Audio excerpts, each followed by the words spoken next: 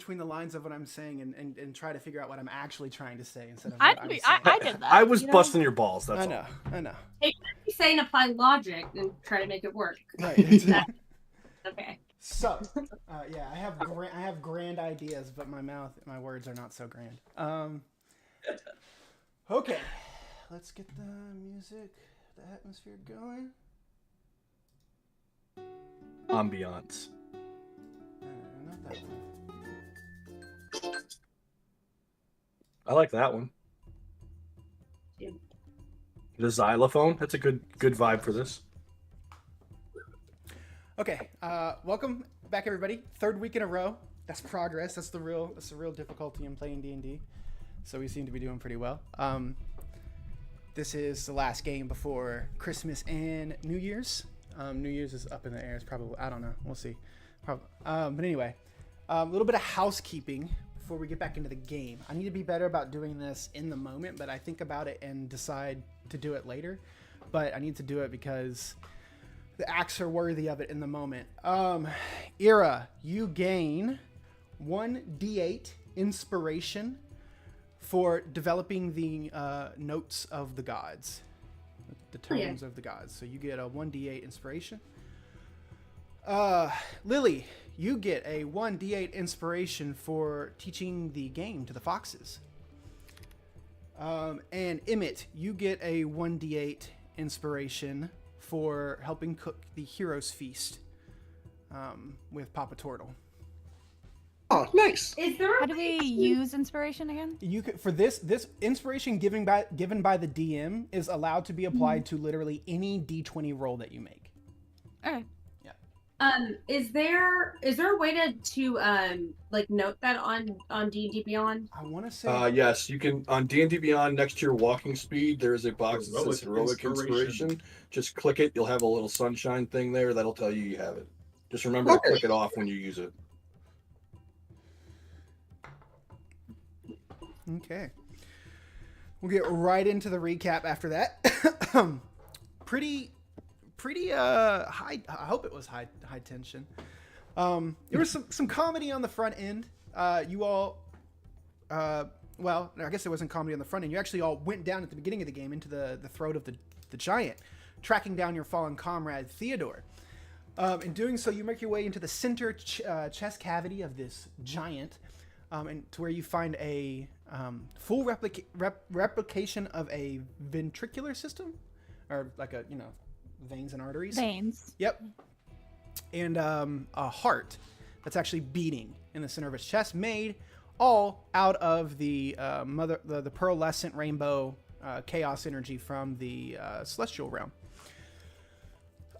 You all defeat the remaining snake lady, freeing Theodore, caring for him, and then through use of the rhythm of honor, destroying the heart, and stopping whatever was happening with the with this giant that was, you all later come to find out, was probably pulling itself out of the pulling itself out of the earth, out of the Asra.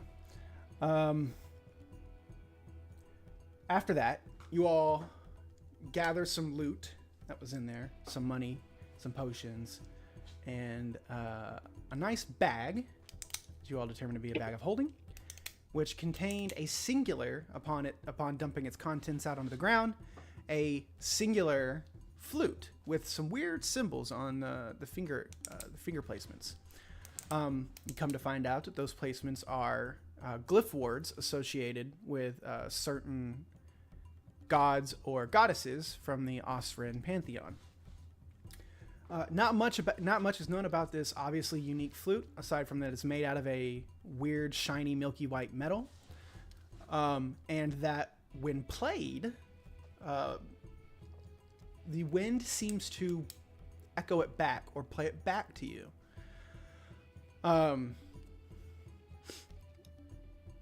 From there, you all make your way to the lake where the moonflower that you all have been seeking, this panacea to help your friend Mikhail with his soul ailment. Moment. Where you encounter the skitters that were mentioned by Kit and Hux, and you all proceed to take part in a battle of wits, cleverness, riddles, and humor, upon which you all succeed in convincing the skitters to help you with your endeavor. After some going back and forth, some careful planning, you all decide that the two ASMR are going to fly out onto the lake and have the skitters wait on the other side, ready to jump in as a distraction if and when the time comes. You guys attempt to cut free two moonflowers, succeeding in cutting one out, but just as you were getting to get the second one out, the creature referred to as the Leviathan seems to awaken and lashes out, breaching the surface of the water. You see that it is a gigantic crocodile where the flowers actually grow from its back. Not being very happy with having part of its anatomy excised by random people, it tries to eat you.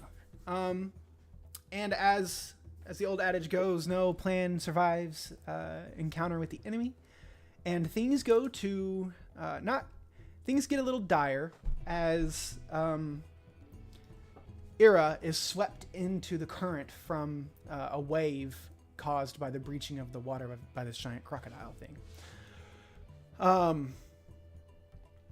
Lily attempts to dive in after her to rescue her, but in turn gets swept up. But the skitters are able to divert the attention of the Eco Croc, and after liberal use of the sleep spell and some intrusions into its mind, you all are able to sleep this thing, not once, twice, I think, and then twice for good. As we pick up with you all one moonflower in hand, hauling ass back towards Papa Turtle in his swamp. And that is where we pick up. Anybody want to say or do anything before we get into it? Any questions? Anything like that? I assume the trail back is, we'll be running it a little bit faster than the way we went, but there's not like any new pitfalls, right?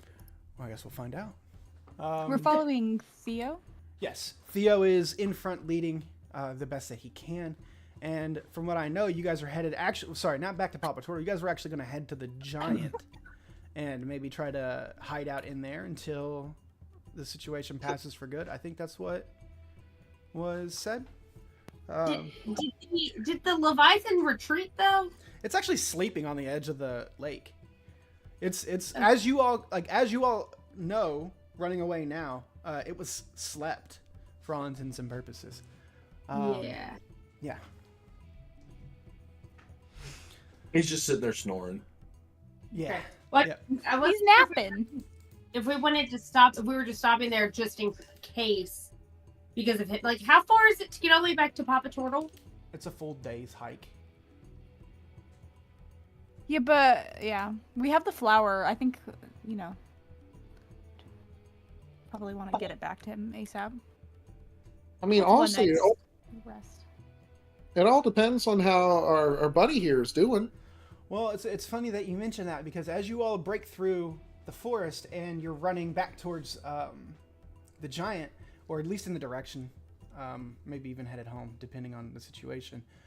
You all are traveling for about 30 minutes at a good pace, and then all of a sudden, Mikhail, you feel something wet hit your hand as you're like making the motion to run, and you look down and you see that there's a drop of blood on your hand, and you're like, that's weird. And then you see another drop as you're running, just fall to the ground and onto, or not fall to the ground, but like fall past your hand and onto your shirt, and you're like, you reach up and you wipe at your nose, and your hand comes away smeared in blood.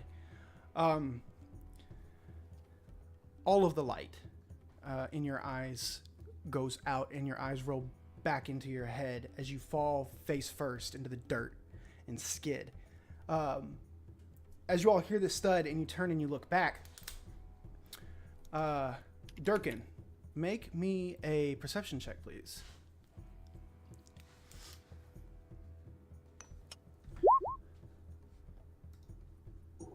Okay. You don't catch it in time, so I need you to make a strength saving throw.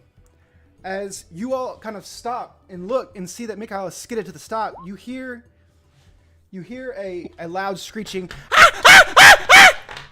as a large black mass comes jumping out of the forest and tackles you to the ground, Durkin. You are grappled currently. Oh wait, I have advantage against these. Okay, roll again. Hell yeah. Okay, that's much better.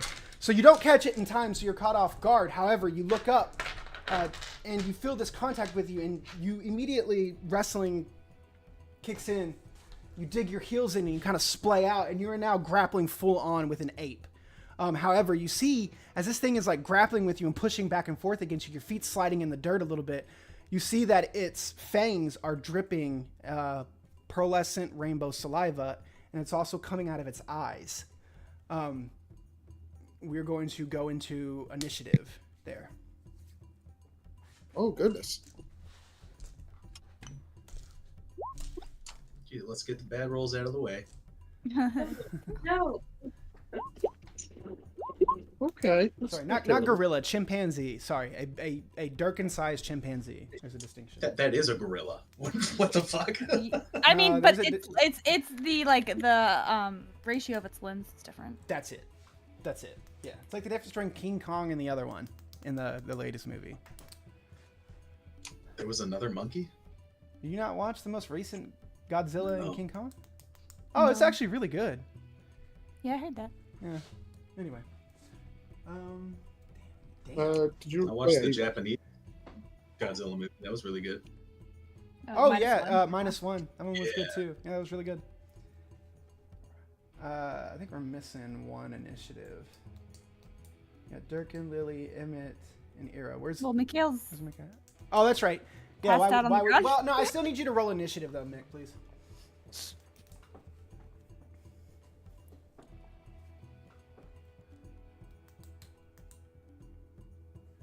Are you there? Ghost. I think we lost him. Ghost Okay, is well a he's ghost. unconscious anyway, so who cares?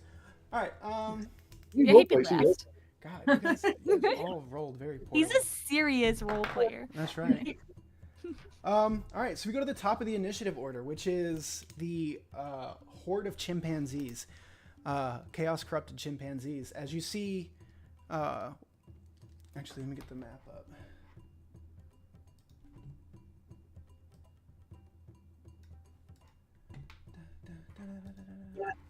Always gotta be something in this stupid forest. So where we at?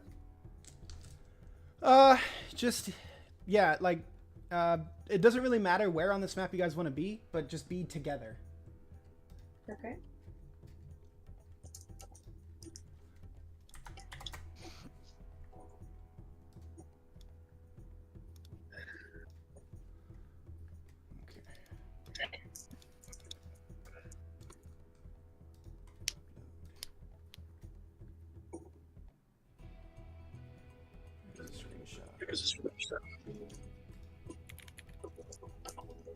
Just so I'm tracking, I'm out, right? You're out, so but I'm I not still- involved. I am Yeah. not involved in this. I still need you to roll initiative though.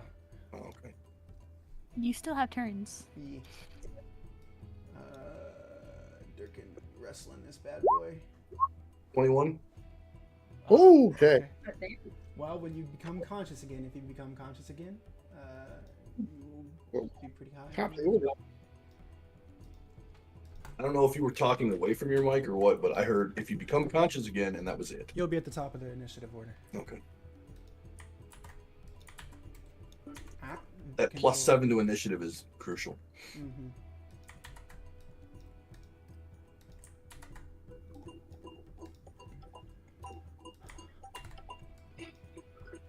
Okay.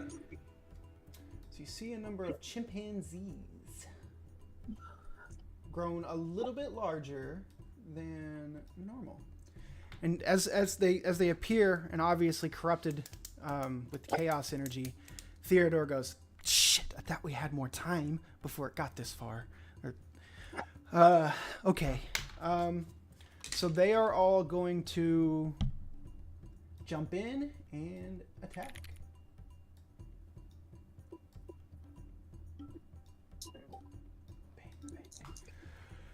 Okay, here we go. 2 attacks. 2 claw attacks. Again, well, claw, sharp fingernails, whatever you want to call them. Against one against everybody, but 2 against Emmett. Yep. Oh, of course. So Ira, damn. 10 to hit for one, and 6 to hit for the other. I'm assuming both of those miss. They both miss. Yes. Okay. Sorry, that was against Ira.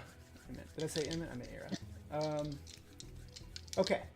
Let's see. It's going to make 2 attacks against Theodore. And that is a 17 and a 9. So the 17 will hit him. A D8 worth of damage. 7 points of damage to Theodore. Theodore's starting to look a little bit, he's looking a little exhausted, a little worn out, a little beat up. Now we're going to do the 2 chimps attacking twice against Emmett. Oh, boy. So the first chimp is going to roll a natural 19 and a natural 18. So it's a 25 and a 24 for both attacks from the first chimp. Unfortunately, both of those hit. All right. You take 7 points of slashing damage and 4 points of slashing damage for a total of 11. The second chimpanzee is going to attack. And it is a 13 and a 22. So obviously the 22 hits, but does 13 hit? It does not. All right, so only 1 claw attack from this one. You take 7 points of slashing damage. Well, once again. Oof.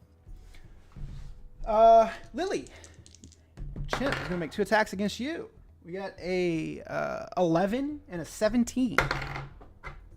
Second one hits. Okay. Well, So I do shield. you may. You got the spell slot for it. You can do it. Let's go quick then. All right. Your shield flares up in front of you, absorbing the attacks of the chimp. Then we've got Durkin. 2 on you. 10 for one, but 21 for the other.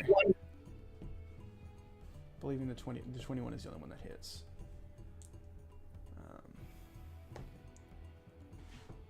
And that is 10 points of slashing damage to you, Durkin.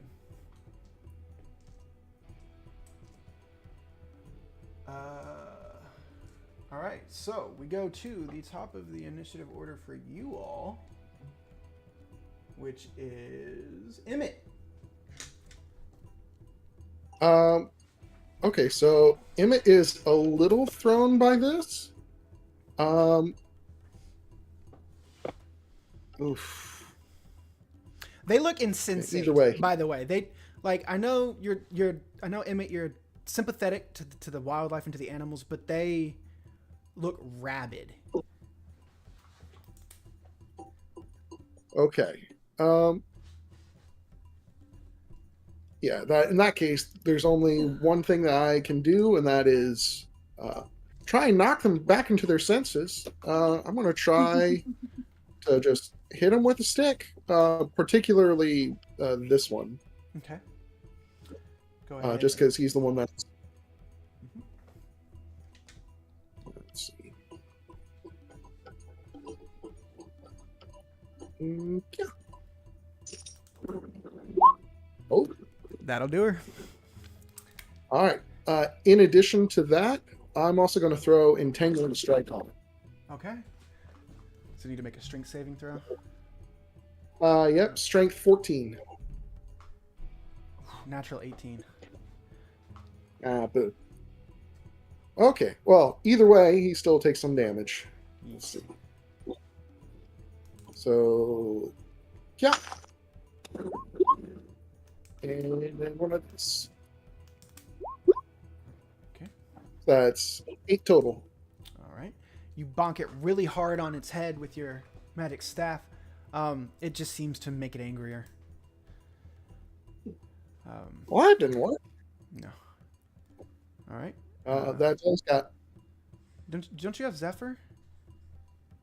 Oh, wait, also no. a bonus action. Oh, okay. No, wait, Zephyr's yeah, you are a ranger. Why do I keep thinking you're a druid?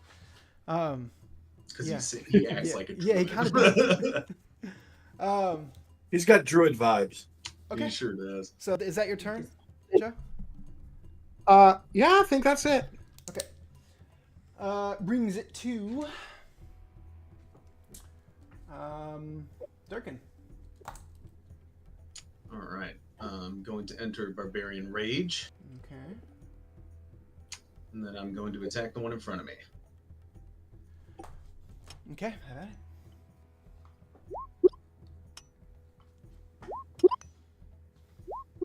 So the first set of damage, so that's 18 damage. Okay. All right, yeah. As you're sort of like grappled up with this thing, you just reach back and pull out your axe. You get just enough, like you do like a quick, like kind of like how Mike Tyson rotates with his punches. You just bring that great axe down in like a short, compact swing that contacts pretty hard with the chimp. All right. Is that your turn?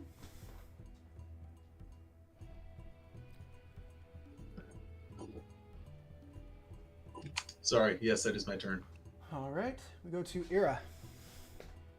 Ira is gonna pull out the wind flute and start playing the March of Honor with on Honor's note and see if it does anything. Make a performance check with advantage. Not that one. Okay. Since you have done it, I will tell you. You get advantage with this item. You get advantage with performance checks when you play notes associated with the rhythm of the deity that you're playing. So when you play the March of Honor with Honor's note, you get advantage. That kind of thing. Okay. Yeah. So with that, you guys see all of the chimps sort of stop howling, and they kind of blink for a second, and they all kind of look around very confused at one another. And then they see you all and how they're surrounding you all, and they don't start howling again, but they all sort of like lower their bodies and get in sort of like a kind of like not aggressive but like defensive posture. They're not running away, but they're also not currently like, or they're no longer like insensate. And their eyes seem to, instead of being like full pools of dripping pearlescent rainbow, they're back to their normal pupils, although the white part, the sclera of their eyes is like bright red.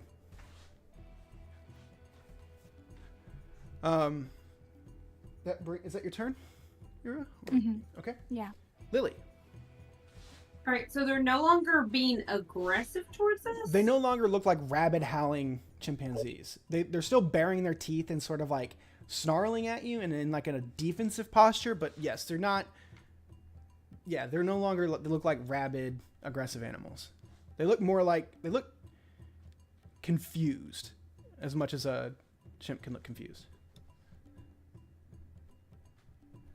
Give me 1 second. You said they looked bigger than normal chimps? Yeah, they look like they have a bit more. They look kind of like if someone like pumped them full of air. Like they're not a whole lot tall. Well, I guess they are a good bit taller because they are about head height with Durkin, and they have almost the same amount of muscle mass as Durkin. Can you? Well.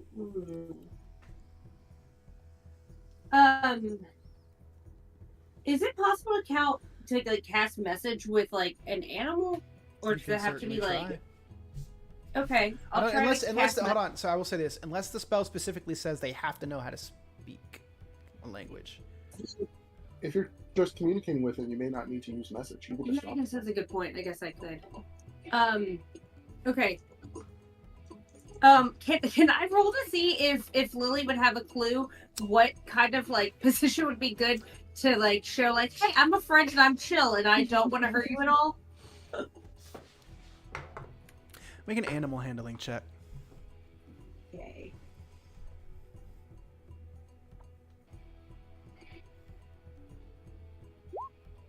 Okay.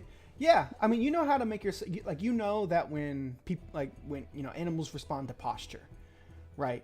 So if you make yourself look, non-threatening, sort of like bring yourself down, and just sort of like, just all around just adjust your posture, you can sort of get the idea across that you're not trying to be aggressive as well. Okay. I want to like very like slowly and gently take out the bolstering treat or whatever that Emmett, I didn't take it right yet. That Emmett gave me and like put it on the floor in front of one of them. And be like, hey, we're chill. You don't need attack.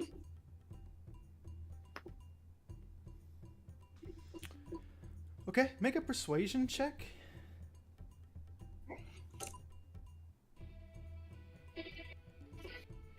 That's the one thing I'm good at. Okay. Okay. One sort of like hesitantly reaches out, like very cautiously reaches out, and then grabs the treat from your hand, and then like kind of retreats back a little bit, starts nibbling on it, and like kind of turns his body away from you a little bit, but he's still like kind of looking at you at the side of his face. He continues to eat it, and his disposition seems to brighten a little bit.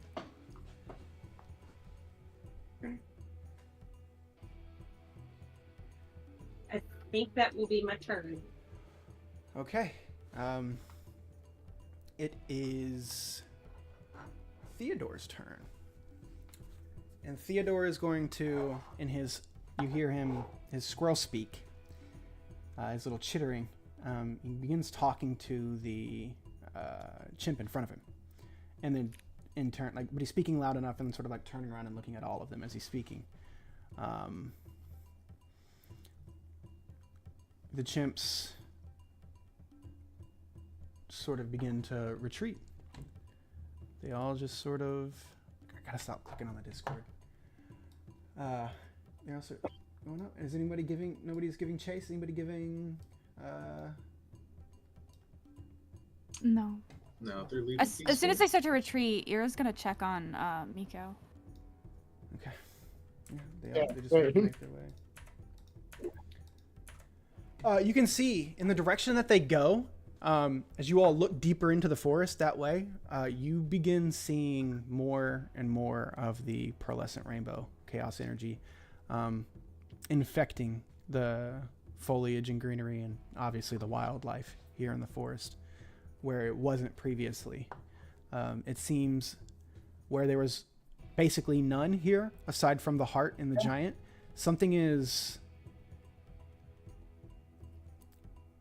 pushing it further. Something is driving this corruption faster.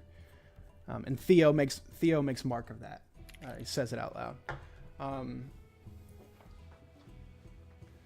Yeah. So now you said Lily, or was it Ira or Lily was going to check on Mick? Ira said that. Okay. Yeah. It said that. Yeah.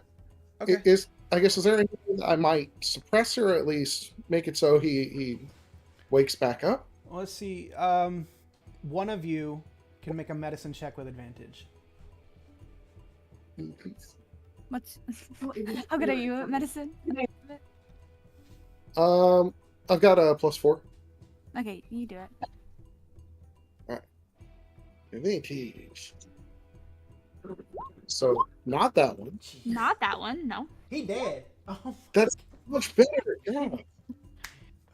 oh, that's great. Oh wait, yeah. Hold on. I've got the Use it. heroic inspiration. Yeah. Oh, yeah. Yeah. Okay, roll a d8. Seems appropriate. It's still not much better. Okay, but it breaches. 11's better than 8. It breaches a 10. Yeah, if it Yay. surpasses increments of 5s, things get better. Okay, so as you all begin sort of checking over him very quickly, Ira, you find he has a pulse. It's rapid, though. Almost like to the point of tachycardia. Like his heart is beating in his chest. He's breathing as well. However, it's shallow, rapid eye movements. Shallow, rapid breaths with, and you look at, like, you sort of like pop his eye open, and his eyes are sort of like rolled back in the back of his head. He is alive, but he is unconscious. There's blood pulling, like on top of his lip and like running down the side of his face. You don't know exactly what is going on with him. It could be, I mean, you think. Is there an idea of like where the bleeding is coming from? It's just only coming out of his nose, so it could be coming from his brain. Does the blood like blood, or is it iridescent? No, Did you mention that? it's actually bright. It's bright red. Okay. Ira's gonna put each of her hands on his ears and then try and use healing hands to at least, like, she just wants to do anything she can. Mm-hmm. So.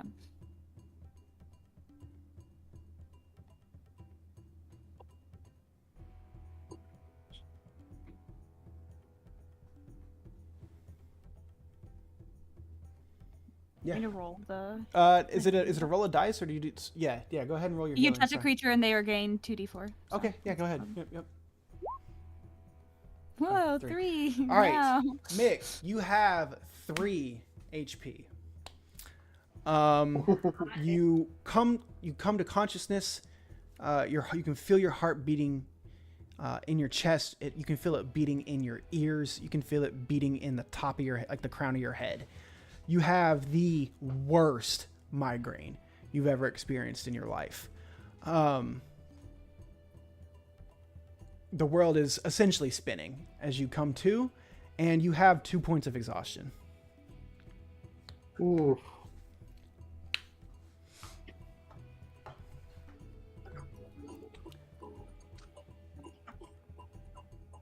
You all sort of sit him up. The bleeding from his nose has stopped.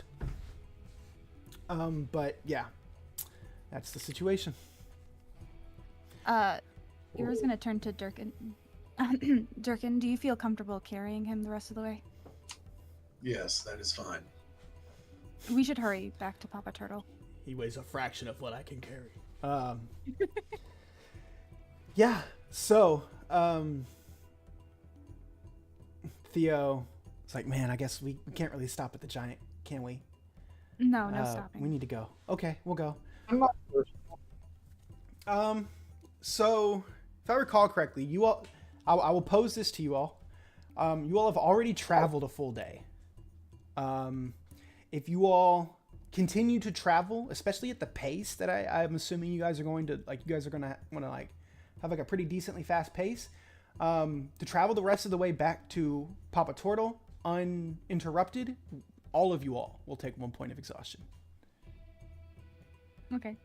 Honestly, I figure once we get there, we'll take a day to rest just to recuperate. I have a sneaking suspicion our buddy here is going to need some more time. Even once he gets whatever medicinal tea Papa Turtle's going to make.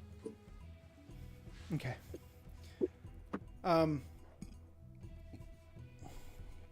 So you all, with a brisk pace, head your way back towards Papa Turtle's swamp. Theo, expertly guiding you in the quickest route he possibly can. You all make it there, this time in about 6-ish hours. However, the sun is beginning to rise. Wait, 8, no, 4, 2, just like 2A. So it's like, okay. So the moon is high, and the moon is bright. It's a full moon still, so everything is lit by the light of the full moon. And also by the pearlescent rainbow coloring of chaos. As you all make your way, the closer and closer you all get to your destination, the thicker and thicker the corruption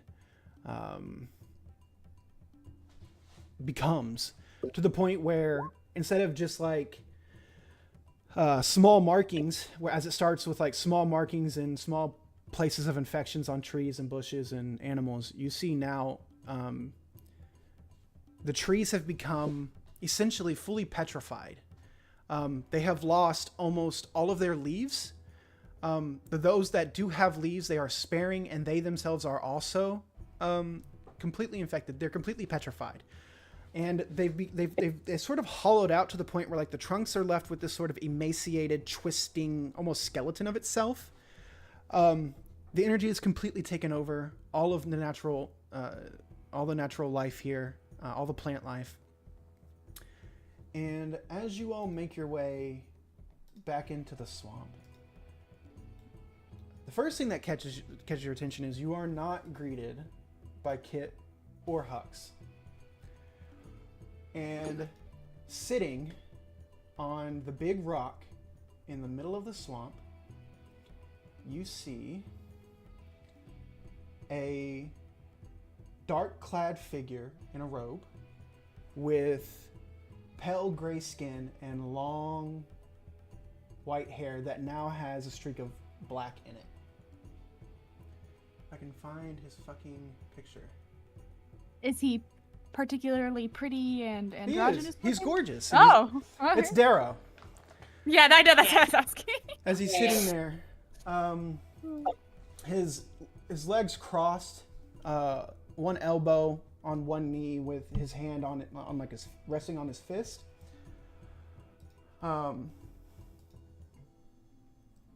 see him. His head slowly raises up as he sees you all enter into the swamp. And he just sort of looks down his nose at all of you all. And then like a small smirk like adorns his face, a wolfish grin. And he just sort of looks at you all.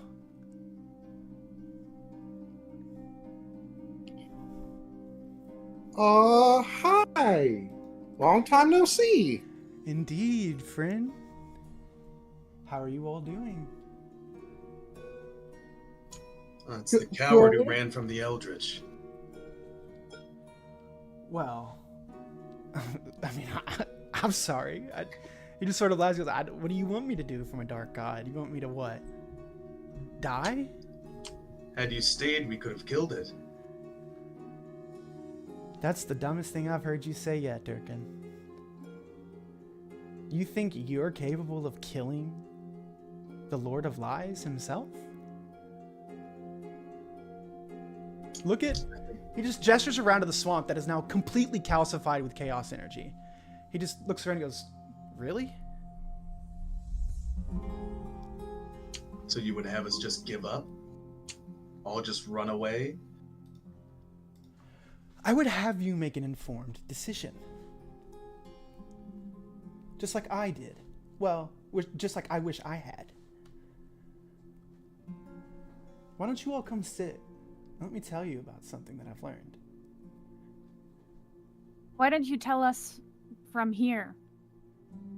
Oh, sweet Era. Do I scare you that badly?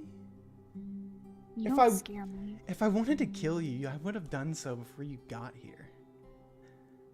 All right. Then we can talk from this distance. Emmett's looking around for Papa Tortle. Make a perception check.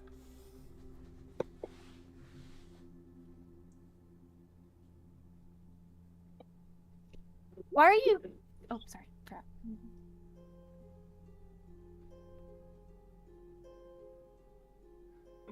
Okay. Emmett, you do not see Papa Tortle. You do not see Kit. You do not see Hux. Theodore is like shifting back and forth on his feet, very anxiously. He's like sniffing the air and twitching his ears, and he looks very concerned. What were you were gonna say something, Ira? Yeah. Why are you still pretending to be Darrow? He just laughs. A very arrogant laugh. He goes, "Is it so impossible to think that maybe I can control him? It? Whatever? That maybe I'm still me, but better now?" You're saying you're still yourself despite the fact that the Lord of Lies resides in your mind? Well, I mean, he did say I was the perfect host. Remember? When I saved your life? I remember. Okay. That's good. I'm glad you remember that, because for a long time I was in a lot of pain. A lot of dark night, pretty dark night, I would say. Yeah. Why are you here? Well, I thought it wouldn't be right. I wanted to check to see if you all had made it out, like I did. You did. That's awesome. But then I felt bad. It's like, well, they're just, all here all by themselves. You all couldn't really handle yourselves in the celestial realm, so I figured it was my duty to come back and save you a second time. Save us from what? Well, not, not to be insulting, but you don't really look like you belong here. Like, you don't really give off, weekend in the mountains. Or weekend in the woods, or whatever. You know what I'm saying? I like the woods just fine. Yeah? The woods can be welcoming. He doesn't look like he's doing too well, as he points to Emmett being carried by... Or not Emmett, sorry. Mikhail being carried by Durkin. He looks pretty fucked up. Yeah, where is Papa Turtle? Oh, I don't know. He wasn't here when I got here. Was it like this when you got here? She kind of gestures. Can I tell if he's... Make an insight check, Emmett. It responds to your era with, it seems that everywhere I go lately, this shit sort of follows. He gestures to the greater infection. You think he's being honest with you? Okay. Have you considered that maybe you're the infection? He puts his hand to his breast, sort of does like gasping, like a shocking gasp, like a shocked gasp. He's like, how? That is so hurtful, Ira. For someone who saved your life, you haven't been too gracious about it. If I thought you were the person who had saved my life, I'd be more gracious. Well, who else would I be? I don't know. You're some corrupted version of yourself, I presume. Why? Because I was possessed by a dark god? Look around us. Did this happen to you before? No, but I thought, I just figured, certain things, there are certain side effects of taking on, godhood. Yeah, death. Well, I don't think anything has died. You Well, die. We're not meant to hold the celestial energy of a god. Make a persuasion check. Okay.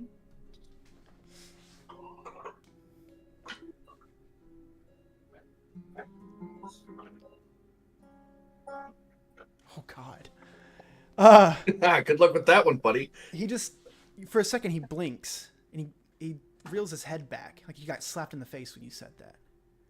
And then you see a shadow expand out from around him.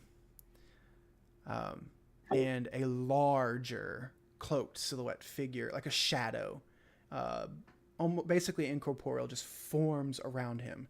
And you see it places its hand right over top of Darrow's shoulder. And then he just sort of snaps back into it. Just that grin plastering back, that wolfish grin plastered back onto his face. Look, I don't know what you think you know about holding godhood, but I feel fucking fantastic. I mean, I can fly now. And he levitates himself off of the rock. I mean, this is great. They can't keep me exiled now. They have to take me back now. I'm their god. Don't you get it? You think they'll accept you? They won't have a choice.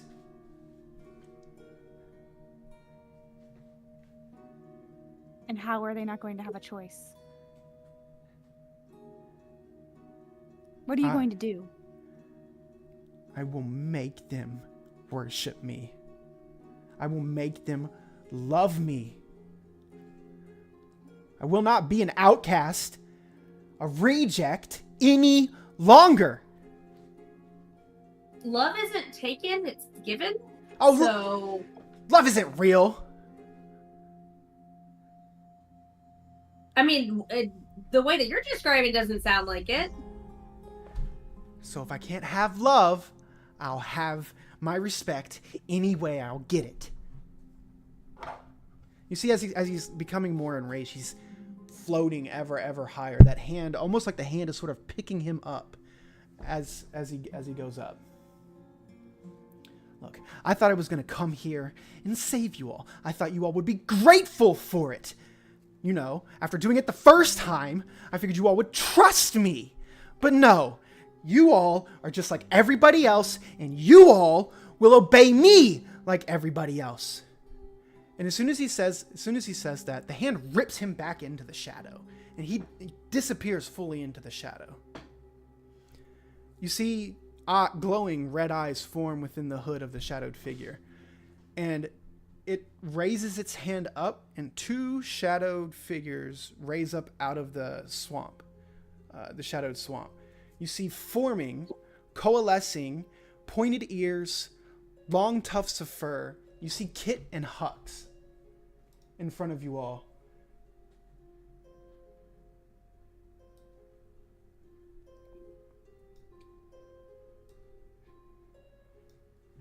You hear Darrow's voice extend from the shadowed figure. It seems these two will be willing to handle this for me. I have things I have to do. Good fucking luck. And the shadow just warps in on itself and disappear as Hux and Kit draw their long daggers out of their seats on the side. Roll initiative. Oh boy.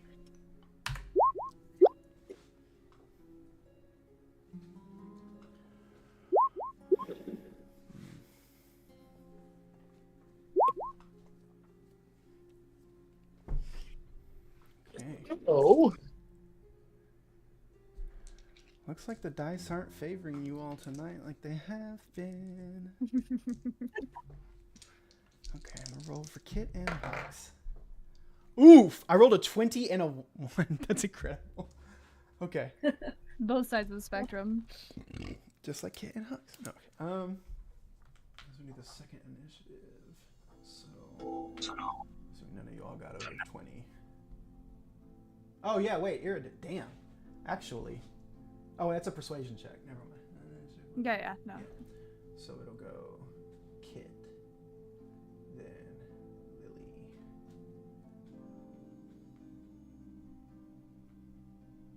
and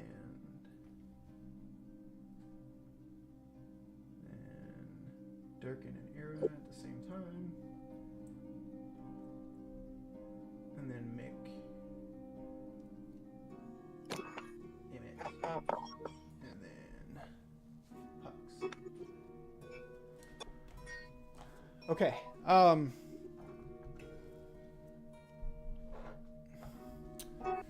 Yeah. Da-da-da-da. So we start with Kit.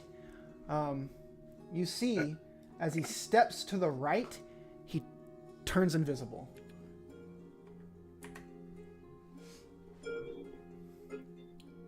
I gotta stop completely deleting the token. Just drag it off to the fucking, so I don't have to. All right, for all intents and purposes, you all can't see Kit. Let's see.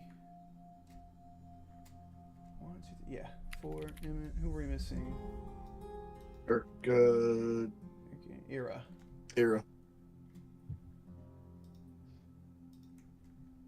Unless I'm just not seeing it somewhere. No, it wasn't. Yeah, on there. no, sorry, Okay. I thought I had. Okay. All you will hear is a whistling noise.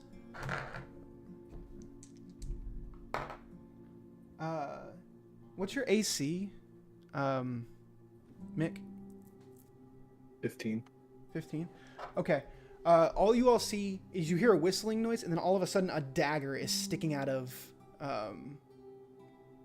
Mick's chest as he just coughs up blood, and he falls completely limp in your arms, Dirk. Second attack? I'm assuming I took 3 points of damage. You took way more than that. Dead. Good job. No, you're not dead. It wasn't enough to... You have to lose all your health, and then... You have to use your... Sorry, you have to lose your remaining health, and then your full health again in one shot for it to outright kill you. Hopefully he doesn't shoot. Hopefully he doesn't hit me for 44 points. No, instead, I believe 24 hits you, Durkin. Sure does. As you all hear another whistling noise, and then a dagger appears in your shoulder, Durkin. As you take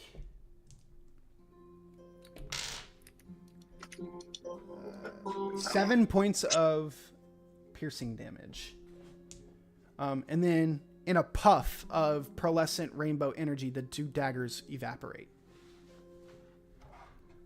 Oh boy. Lily.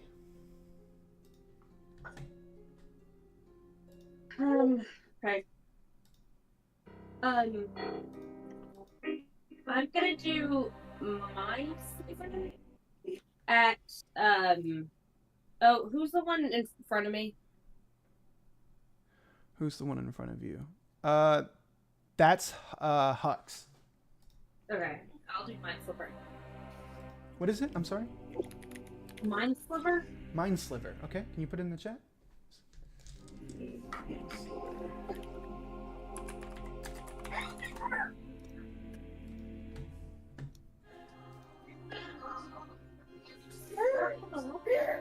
Spike of psychic energy.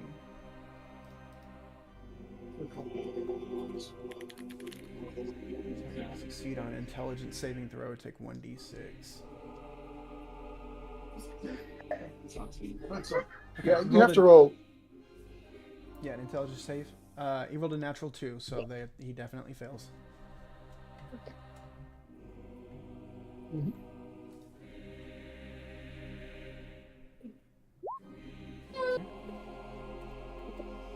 Hux screams out in pain as he grabs his head. Okay. You have your movement and your bonus action.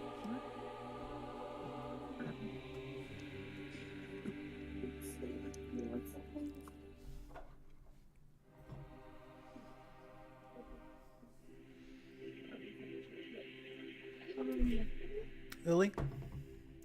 Oh, sorry, give me 1 second. Sorry, she's checking something. Okay. Okay. I think I'm just gonna stay here and oh no, I think I'm just gonna stay here. I'm done. Okay.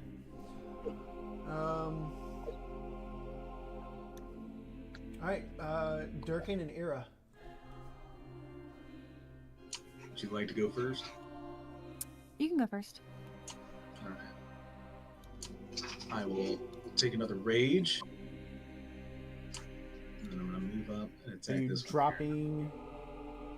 Oh yeah, I thought he was already on the ground. No, he's in your arms, limp. Oh, then yeah, I'm definitely gonna place him down. Okay, bleeding from his chest. You place him on the ground. Yep. Right, you rage and dash forward towards Hux. Unfortunately, that misses. That will end my turn. All right. Ira.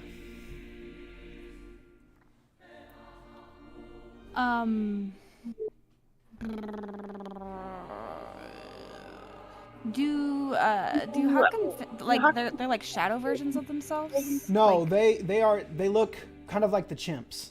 They're, you know, pearlescent saliva dripping out of their mouths, pools running from their eyes. so that's the same kind of corruption. However, it's more. It's more than just coming out of his eyes and his mouth. It's pouring out of his ears. It's covering, like you see it in between his orange-white fur. You see it like, and where it is, the fur is like falling out of his skin, where these veins of pearlescent energy. He is significantly more corrupted than the chimps. Corrupted. Yeah. Okay.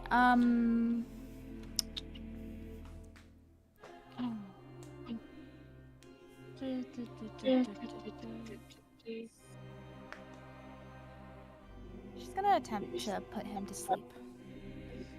Okay. All right, so that spell works differently now. So can you put it in the right? Yes. Will it give all the text if I do that? Nope. It says the DC. That's So- right. I'll think put. it's I'll on copy the his- text for. I'll copy the text for you. Okay. Perfect. Each creature twists a 5-foot radius sphere, something like that. Specific condition. It's got 2 checks this time. Yep. Okay, so what is it? 15 now? 15. Ooh. 16 total. Shit bigs. She's gonna. Where did Mikael get placed? Where he is on the map, on the ground, just to Okay, back left of you. Ira's gonna like stand around him, move in front of him, stand defensively. That's Okay.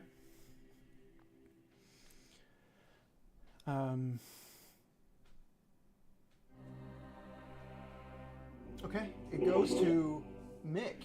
I need you to make a death saving, death saving throw. Not a 1, please. Don't do a 1. Oof. Okay, not a 1 though. Not a 1. Not a 1, but that is 1 death saving throw failed. Inspiration. You could not. He's not one of the ones that has inspiration. He gets. I have it every He day has it every day. Wait, why? What? Is that one? because You're... I'm a human. So he's special. Oh, Jesus. Yeah, one of the Yeah, humans. Because he's a human. I will say I would save it though for. Well, okay. You rolled it, so that's a success. I'm not dying here, okay? That would be really bad. All right. We need 3 fails to die, so. Emmett. Okay. So Emmett's going to move back to another defensible position, and then basically lean down and say, "I know it's really rough, but we really need you here, man.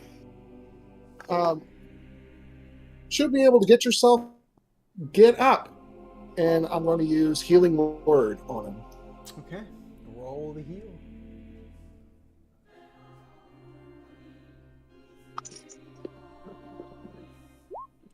That's 10. Wow, very good. Emmett, the blood stops, or not Emmett, sorry.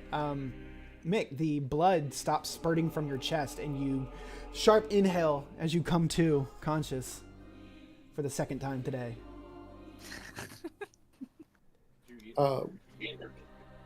And I'll take the dodge action as I sort of ready my staff just in case something else comes flying this direction. Okay. It is Hux's turn. He is going to look up at you, Durkin, and he's just going to smile, and he's going to turn invisible. You hear plap, plap, plap as the water underneath his feet as he begins backing away. You can make an attack. You can make an attack of opportunity. However, it is a disadvantage.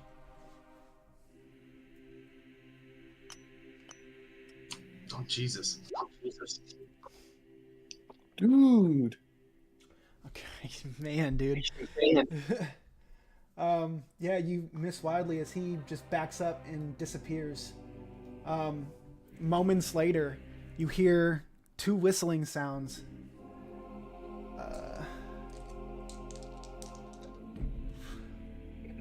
Mikhail's hit again. See, it's funny because you're joking, but yes, I believe a 23 hits you again. Yeah, it does. A dagger just appears in your chest, and you take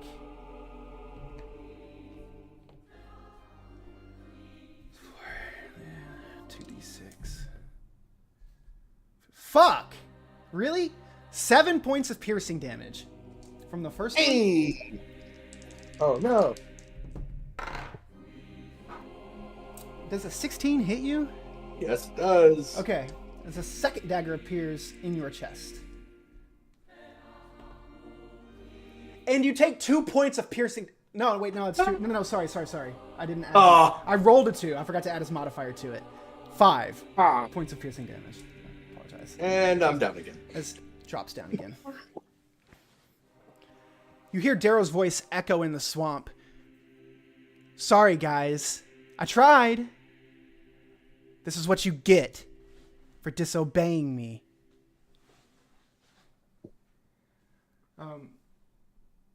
We go to the top of the order, which is Kit. Let's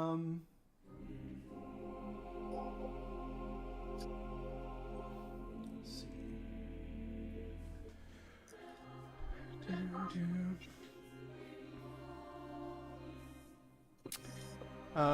He's going to make 2 attacks at. You all hear 2 whistling sounds. Ira, 20 beats your DC or your AC. Yes, it does. Yep. And you take from the first dagger.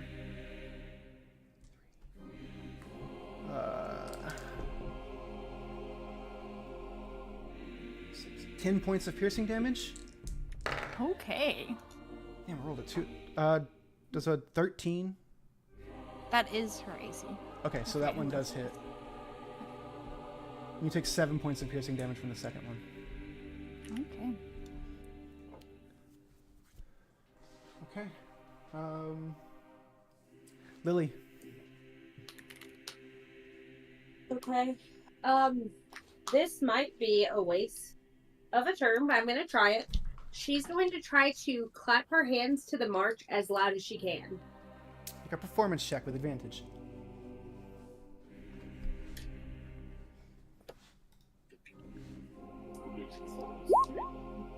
Very good. Yes. As you clap it out as loudly as you can, you see, covering their ears and like growling, you see that they're like shaking and they've lost concentration on their invisibility spells, and they reappear.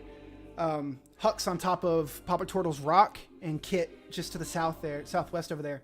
And then you hear Darrow's voice, but layered over with a different, more fanatic and frantic voice. How do you know that?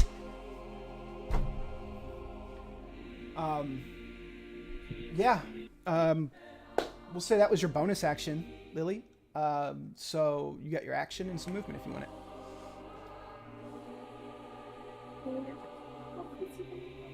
Sorry, give me 1 second. I thought that was. Wait, Darrow's still here? You can't see. Yeah, he's been talking. He's been talking. You just can't see him anywhere. Okay.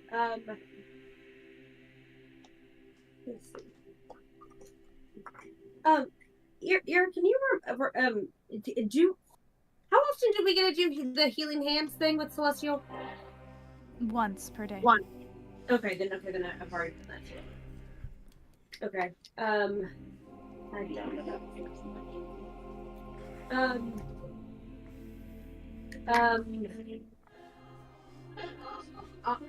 know. Let me. I think I'm gonna just pass turn. I don't want to start any more fighting. Okay. Okay. Dirk and Ira.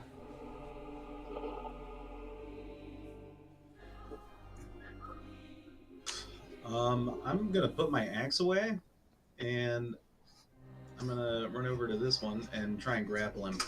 Okay. Strength contest as you jump up onto the rock with him. He is not. He is not strong, and you are very strong. You know you wrap Hugs up in a bear hug, and he's so worried about the noise from the clapping. He doesn't even resist you. You just snatch him up. He is grappled. All right. So I'm just gonna try and hold him down. Okay. Okay. Ira yells to Durkin to keep his ears uncovered, and she whips out the flute and starts playing the March of Honor with the flute again, the same way. No, Make a performance check with advantage.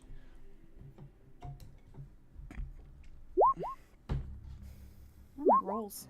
Okay. That's better. Okay. Yeah, Durkin, up close to Hux, he's writhing even more and more, and you begin to see the corruption sort of recede up towards his head. It doesn't go away completely, but it's beginning to recede. Emmett, you can see looking over towards Kit, same effect. Okay. So, yep, playing the flute is an action though, so that's your action. Yeah. Yep. Yeah. Bonus action movement. No, she's just gonna. Okay. Stay. Mick. Death save. That save. Mm-hmm.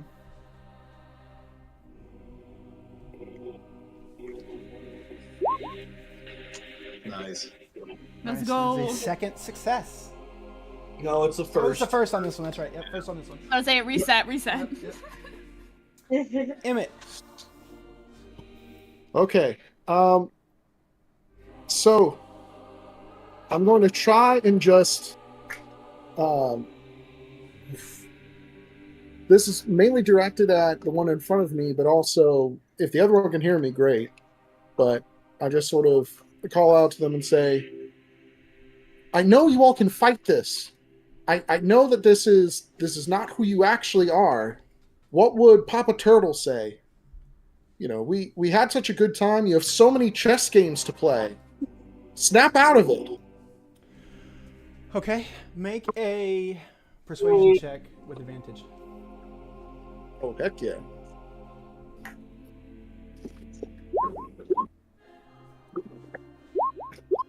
All right, that's still It's pretty good.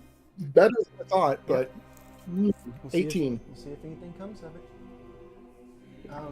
It is Hux's turn. He is grappled. He's going to attempt to try to break free of the grapple. So I need another strength contest from you, Durkin. Oh, okay. He actually rolled well this time, but not that fucking well. He remains grappled. He is going to summon his dagger, one of his dagger. He's going to pull out his dagger in his right hand. He's going to shove it into your side. Shove it into your side. Does a 15 hit you? It does not. Okay. You managed to. He tries to bring it, and you just squeeze harder, and it brings his arms right back down to his side. And he's not able to stab you. It is. That is the bottom of the order. So at the end of the round, Darrow is going to reappear. This time, he's wreathed in a shadowy cloak that completely covers his vestments, and it's just pure writhing shadow. He's his head is currently 15 feet in the air, and you see this cloak, a lot like the entity from inside of the celestial realm. It sort of roils off of him like fog, And it just sort of billows down into to the ground, creating this shadow, this like lake of shadow, not lake of shadow, like puddle of shadow underneath of him. That's constantly writhing back and forth. He goes, "Enough of that shit!" And he's going to cast silence right on top of you, Ira.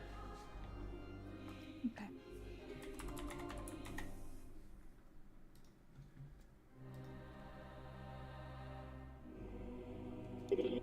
How big's the zone? What does silence do exactly? Yeah. It nullifies all sound within the radius of the circle. How For big how is long? Until the spell ends. It is a 20-foot radius sphere centered on a point, the point being Ira. Does the point move if Ira moves? No. Yep, that's right. When the silence bubble goes up, Hux and Kit snap, like, the corruption just floods through them again, and they become rabid once more. Okay, it comes to the top of the round, so it's Kit. Kit is going to... he's gonna fall back a little bit. Okay. And he is going to sling 2 daggers at you, Emmett. Okay. I take it I'm not still dodging? You're what? I'm not still dodging? Oh, you are. He has disadvantage. Okay, good. Yeah. But the first roll was a natural 2, so I don't think it really matters. Right. The second one, a 5 and a 10, so that definitely doesn't hit either. You managed to dodge out of the way of both daggers now that you can actually see them coming. It's you see as the daggers enter the bubble, like you think it should make a whistling noise and you should hear like a thud or something, but all you just see is the daggers just move by you in complete silence as they stick into the ground around you and then vanish.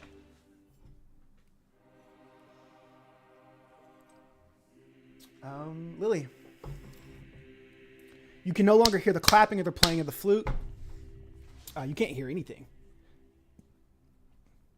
Okay. I'm going to do a chaos bolt at Darrow. But I'm going to use Does chaos bolt have a verbal component to the spell casting? I don't know. Let me look. Probably. Yes, it does. Okay. As you reach out to cast the spell, reaching forward, pointing at Darrow, you utter the incantation to cast the spell. No sound comes out, and neither does your chaos bolt. Okay. Okay. You have to move out the... Yeah. Okay. I guess I will... Did that count as my action? That did. Okay. Okay. Well, I actually used a sorcery point for that, so I was going to roll on my magic, on my wild. Okay. Since the spell didn't go off, the wild magic does not go off. Oh, okay. Because there was no actual release of magical energy at all. Okay. Well, then I guess I'll just move out of the range. Okay. Right, left, front, back. I'm gonna get further away from him. Okay. Sure. As you cross the threshold of the silence bubble, there's not a sound of the forest. Everything's petrified here. You can hear you hear the snarling and yapping of Kit and Hux. As you look over, you look at Kit, and Kit's looking at you, and he goes, "Oh, you were just being nice to us to distract us. We know what you want. We won't let you have our forest." As he's speaking, you hear a second voice, much like Darrow's, something layered over his voice.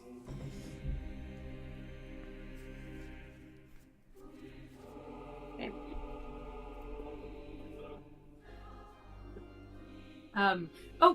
Question.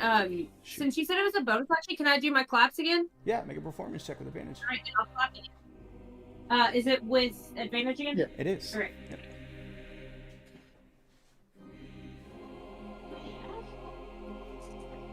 Very good. Yeah, you start clapping, and the same thing happens again.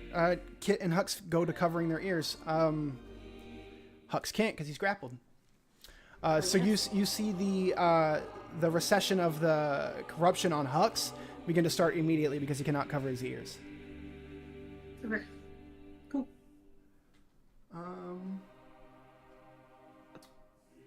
Dirk and Ira.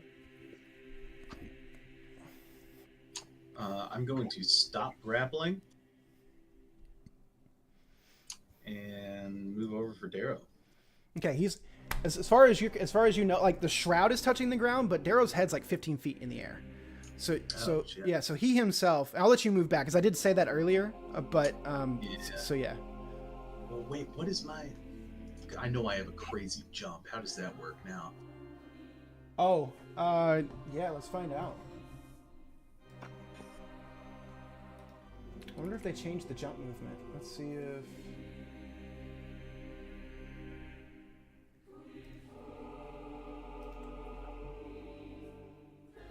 Damage, combat conditions, social actions. Get ready. Casting spells. Where's the movement? Exploration? The long jump?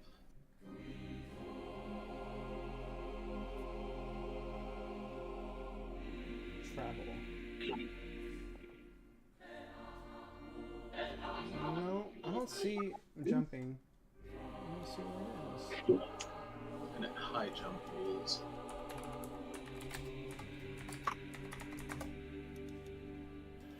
Some movement.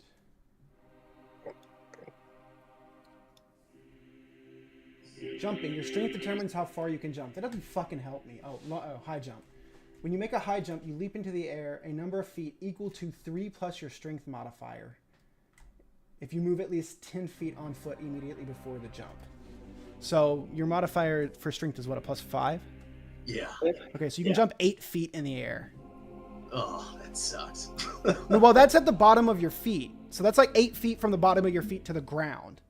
I think. That's how they measure vertical. No, wait, no, hold on. Hold on. If I jump 8 feet into the air, my head goes to... But... Because that would make me... He jumps 8 feet over his 5 feet. He's already occupies a 5-foot space. So if he jumps 8, it goes to 13, or round up to 15. You can jump up there. And swing with your axe upward. Yeah, you can do that. Oh, no, I was going to try and grapple him. Pull him down. Okay. Yeah, you can do that. Strength contest. With God-powered Darrow. You better roll fucking high. No, you did not roll high enough.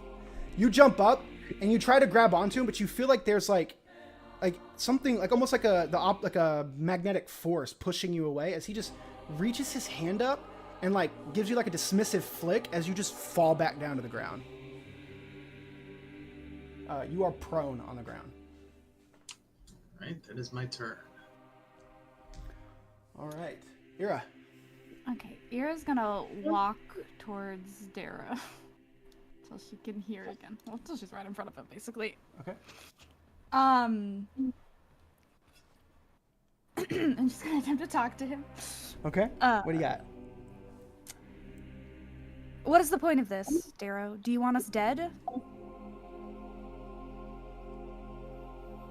what she's gonna ask him. Make a persuasion check.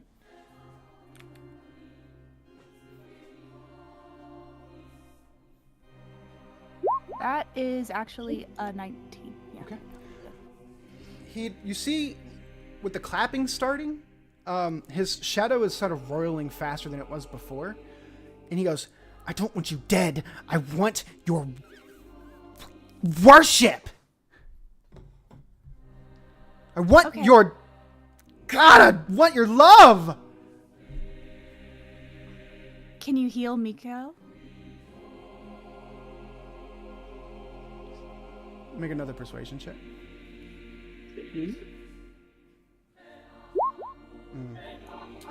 So, I know you rolled a 25. The DC for this was basically impossible. Yeah. You see, like, he was like looking at you with like this almost like sad expression, but then that wolf-eating grin snaps back into place and he goes, I will kill him just like all of his kind was killed before him. Never again will they be allowed to do what they did to us. What did they do? He doesn't. He's just looking at you with that shit-eating grin, and he does not answer you.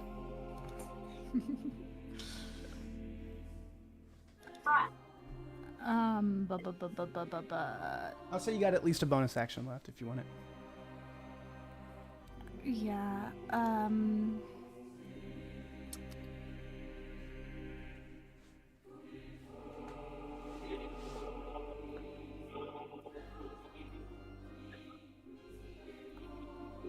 does Bardic Inspiration work on death saving throws? It should tell you in the ability. I don't know that it does. You'll have to read the ability, unfortunately. I am reading it. I can't. It doesn't. If it doesn't say outright, then It says when the creature fails a D20 test. oh, with a okay, capital T. sure. That applies to a death saving throw. Okay, yeah, she's gonna give Mikael a Bardic Inspiration. Okay. That's it. All right. Okay. Mick, make me another death saving throw. Oh.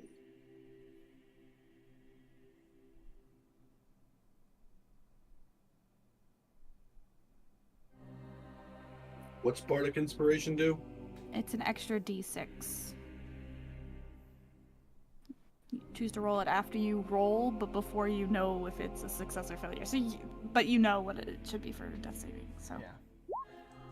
We'll let it rock. Oof. No, you roll it after. After. I already rolled. It came Oh, in okay. late. Yeah. Yeah, it did come No, in late. it's so with D&D Beyond when you roll your death saves, I know what I rolled, Mm. and then I have to send it public. I could have whispered it straight to you. probably. Gotcha. Oh, mine auto goes So straight. the 8 plus 4 is enough for a pass. That's 2 passes. By hook or by crook. All right. Yeah, see, this is how I nerf Ghost and Dano. I just don't want them to do anything. Yeah, exactly. Yeah, The last week was Dano, this week is I Ghost. want my action. Emmett. Okay. I'm gonna do a quick roll. Okay.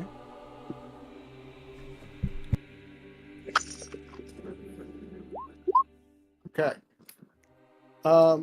So Emmett somewhat uncharacteristically leaves Mikhail. Ooh, 1, 5. Goes straight towards this guy, and yeah, actually still there. And we'll swing at him with the stick. Okay. Roll to hit.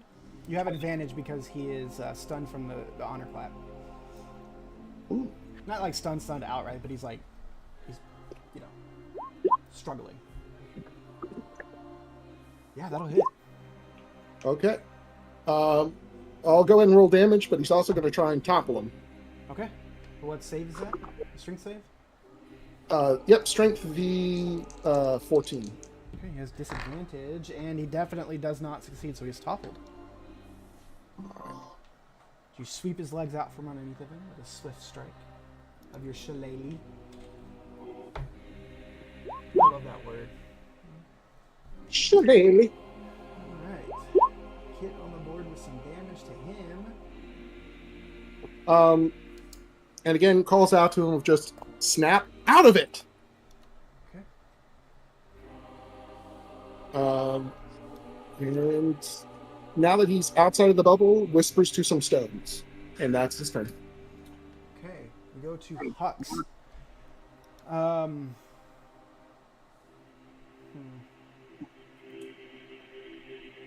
He has to attempt to resist the honor clap. What was your performance? It was really high, wasn't it? It was A 22? Mm-hmm. Yes, he does not succeed to resist. The DC of the clap is your performance. Okay, yeah, he remains in place, but now he can cover his ears. So he is covering his ears, but the corruption does not. It is still receded. It did not progress back to its previous state. All right. At the end of the round,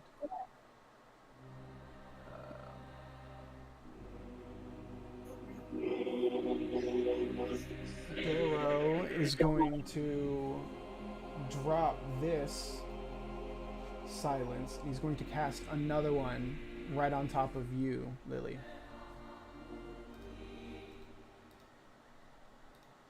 Same thing, 20 feet. Same thing, 20 feet.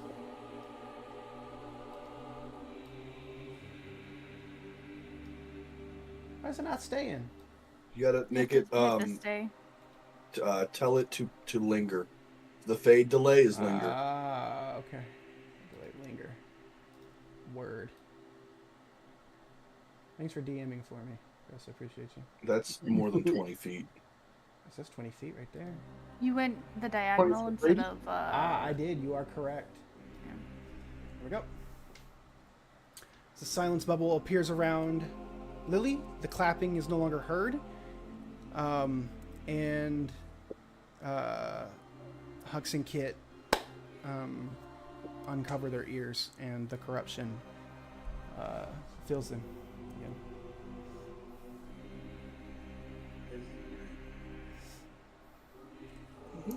Okay.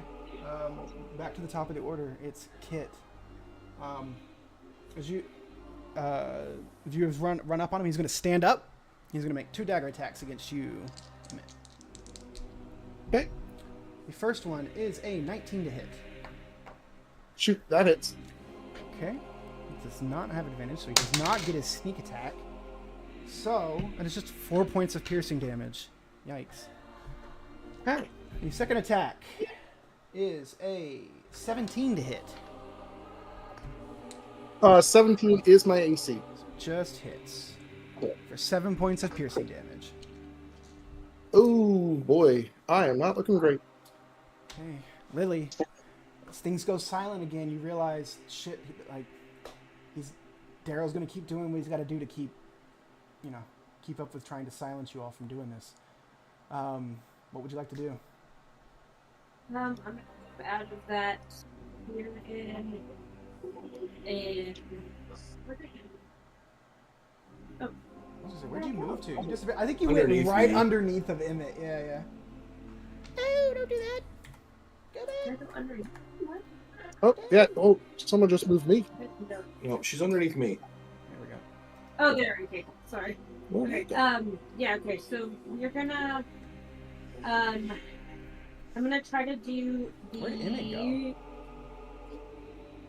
Right So, there. oh. What the heck? Okay. Okay, so I'm gonna try to do the chaos bolt, but I'm gonna use my sorcery points, and then Where'd Darrow go? I'll roll for the magic, the wild magic. Okay. Who are you shooting at? Darrow? At At Darrow? Yes. Okay. All right. Cool. Yeah. 20. That just hits. Yeah. Yeah. Roll your damage and then roll on the wild magic table. Okay. 16 points to God infused Darrow. Wait a minute. She rolled. I rolled what? Never mind. Never mind. Darrow has I to hate the make a thing. Concentration saving throw. A natural 19 and a natural 18. He is good. Silence stays up.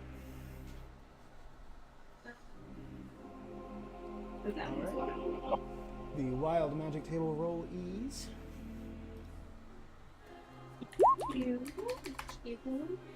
Sorry, give me 1 second. I'm getting very fast over here. That is a special shield covers the enemies for the next minute, and that's have a +2 to AC and immunity to magical signals. Okay. Can you copy that text and put it into the chat, please? So that I make sure I do not forget it.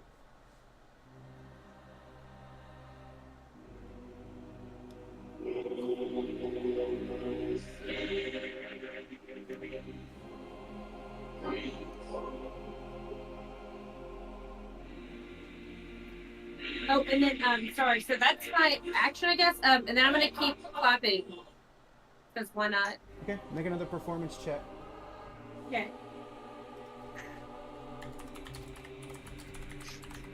Oh wait, why am I doing that? Let's do this here.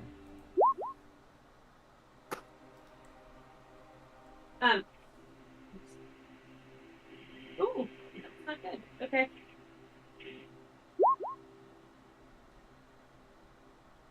All right, I'm done. Okie dokie.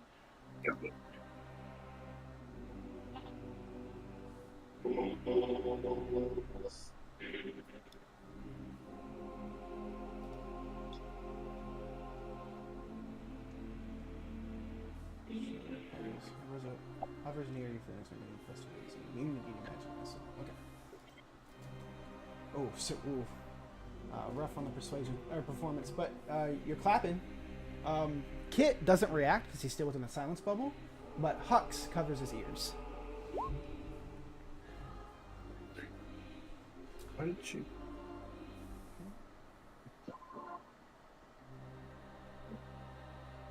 All right. It's the end of his turn. It's the end of. Oh, sorry, it's the end of Lily's turn. Dirk, Ira. All right, this time I'm just gonna jump up and swing with my axe. Okay, yeah. Roll to hit. Oh my god. Yeah, unable to. Just the shadow roils up and you swing through it and it diverts your axe.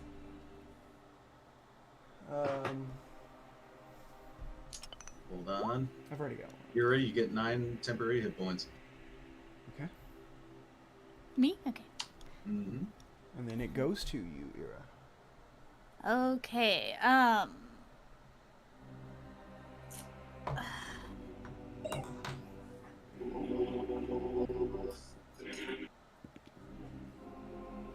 Okay.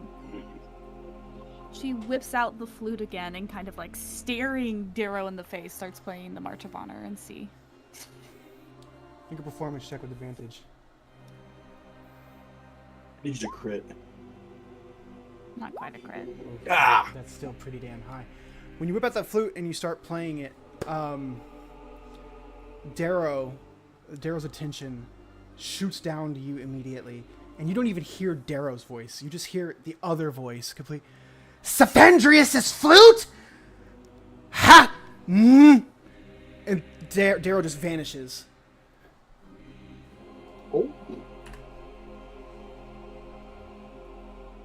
He doesn't, and Darrow does, like, the surprise on his face is like shocked, as it looks like the shadow rips him out of existence, basically.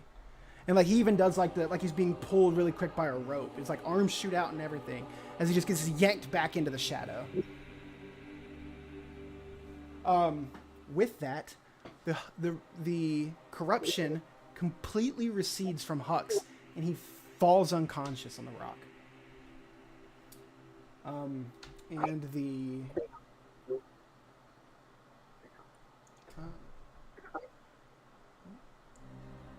silence bubble goes away.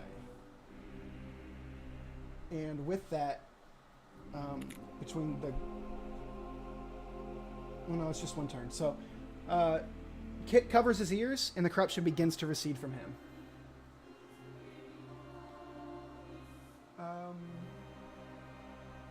Mick, one more death saving throw, please, sir. At least one more.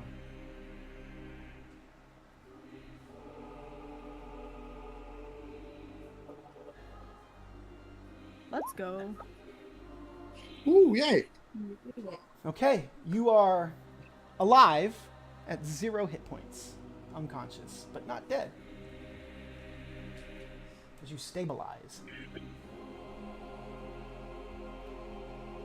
Emmett. Mhm. It's your turn. So, because he is still in the bubble, I'm assuming the bubble is still present. No, the bubble is gone. You can hear the flute playing and the clapping now. He's covered his ears and the corruption has begun to recede. Okay. When he sees that there's at least some reaction and he's calming down, there'll be a moment where he almost fumbles with the staff, but then returns to Mikhail just to make sure he's all right. Okay. Yeah, he's stable. You see him breathing and not bleeding out anymore. Oh, I didn't know that. No. Okay. You know how? Real quick, you know how when you roll a 1 on a death save, it's 2 fails. Yeah. When you roll a 20, it's an automatic success, and you get 1 hit point. Oh. Yeah. Yeah. It's not two successes like it used to be.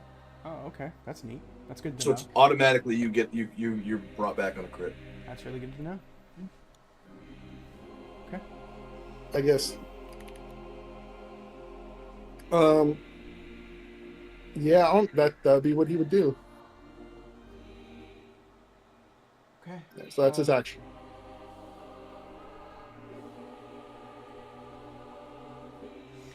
All right. It goes to Hux. Hux is going to try to save against the flute and the clapping.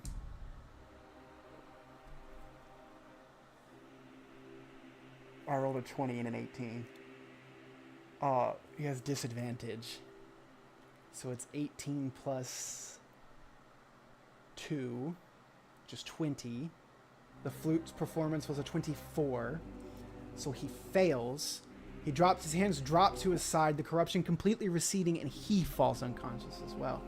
You all are no longer in combat. And we will pause right there for a quick break. Oh, yes, please. I'm sorry, my squirrel brain when I read that, I had to say so. I apologize for. Way to Very good. derail everything. Yeah, I know. Dickhead. Kidding, sorry.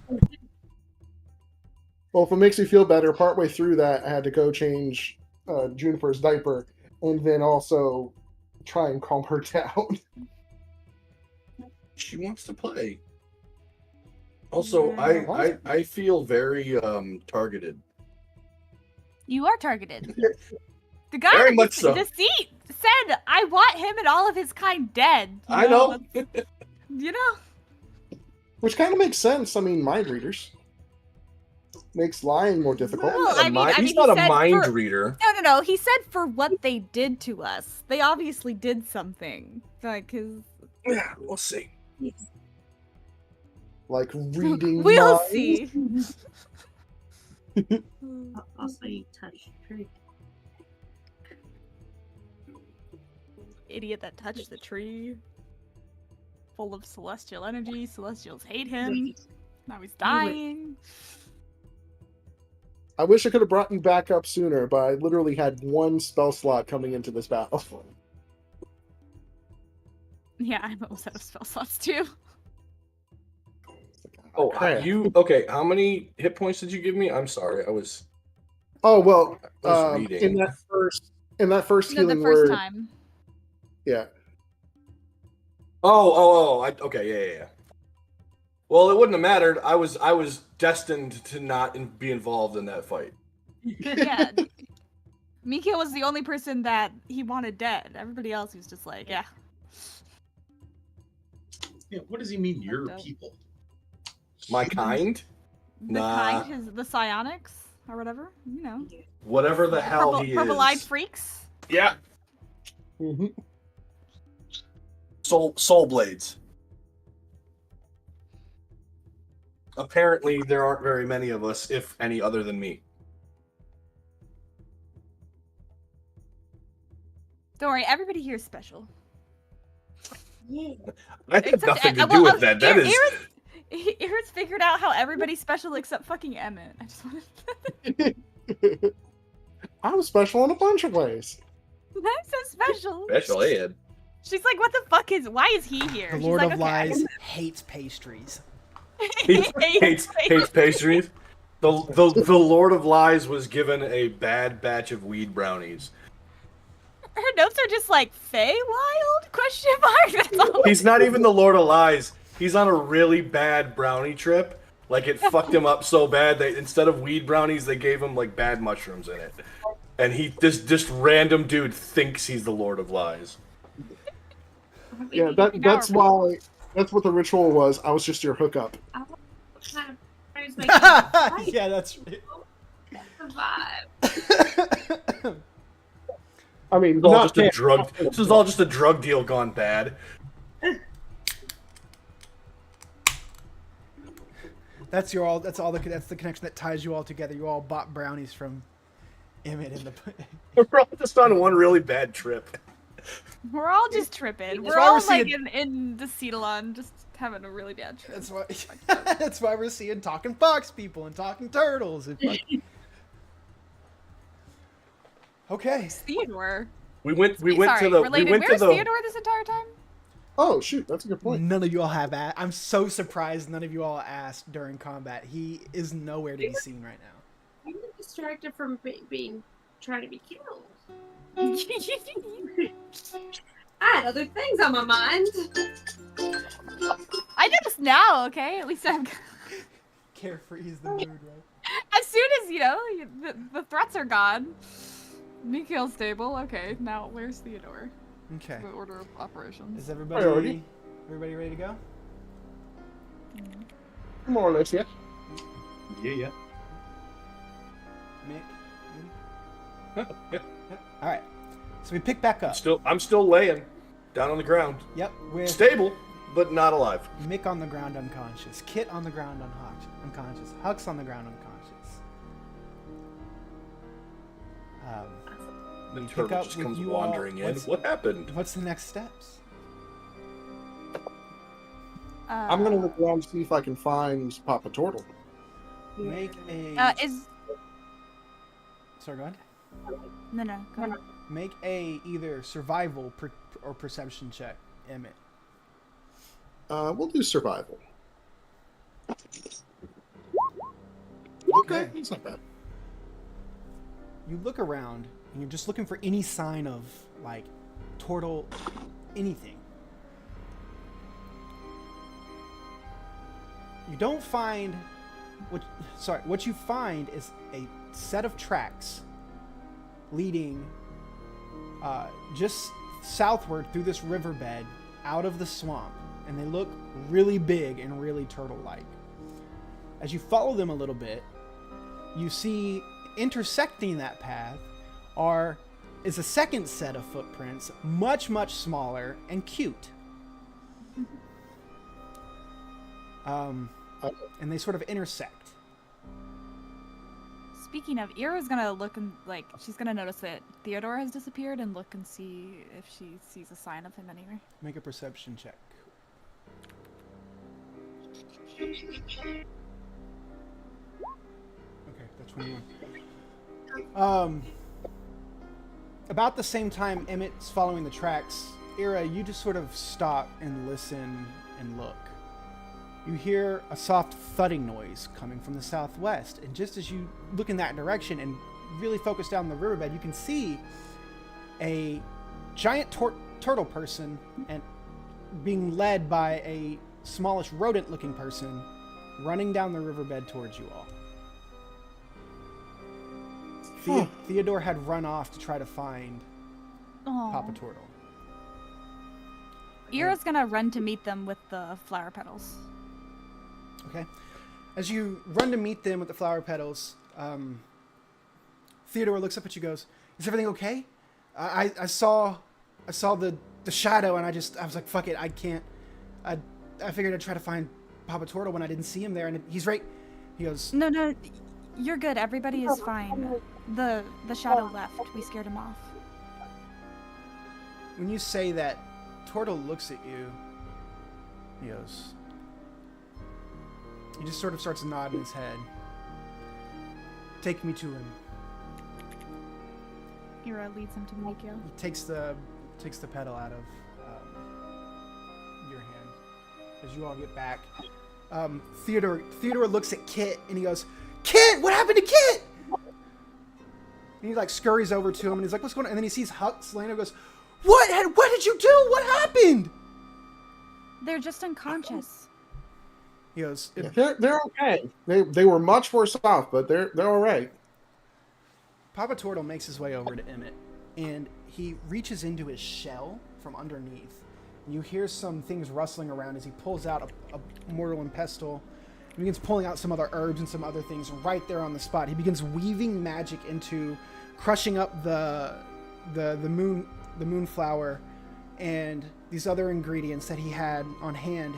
And he begins mixing it in the mortal. He dips it into the swamp water, and in his in the bowl in his hands, the liquid turns that starry silvery white with a little bit of blue, and it's swirling with like this like nebulous color in it, with like it's like the moonlight that sort of was reflecting in the lake earlier is reflecting out of this POTUS now. And as he looks at you, Emmett, and he goes, "Tilt his head up for me, please." Oh, I do whatever I can on that. I lift up his head. And he feeds the potion into Mick's gullet. And as it slides down his throat, you see the moonlight begin to pour out of his eyes, out of his ears, almost out of like every pore out of his body, almost. He shines with this blue-white moonlight as Emmett right next to him, as you can see his infected hand right next to you. You see it begin to completely just dissolve out of his arm, leaving this twisting, almost like fractal pattern of scars in his arm. It's all over his forearm, up his wrist, up his hand, completely scarred with this fractal scarred tissue. You are immediately restored to full health, Mick. Everything that was wrong with you is no longer wrong with you. You feel like, as a matter of fact, you feel the best you've ever felt in your life, and you're ready. You feel like you're ready about to run a fucking marathon. So no exhaustion? None. You are Everything? right as rain. Yeah. Perfect. You sort of snap to, and he goes, "Ooh, great. Wait here. I will be back momentarily." And, sorry, I forgot his voice. "Wait here, and I'll be back momentarily. And just rest. Everything should be fine." As he's moving along, he's going around and he's slamming his staff into the earth as he moves. And as he does, he's breaking apart this calcification of the chaos magic. And as he does, the greenery and the wildlife of the swamp begins to break through again as he just moves all around his swamp, cracking and breaking up this calcification. Yeah, while he's doing that, is anybody going to do anything else? Honestly, Emmett is just going to follow Papa Turtle around and just try and really learn how to do that, if that makes sense. Make a Arcana check.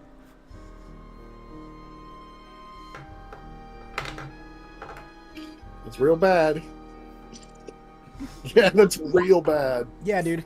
You don't know if it's his staff, if it's him, if he's just that strong. Like, yeah. It could be any number of things. Okay. Is there any of that Boltus? No, he left? drank it. You drank it. He gave you the All of full it? measure. That is correct. Okay.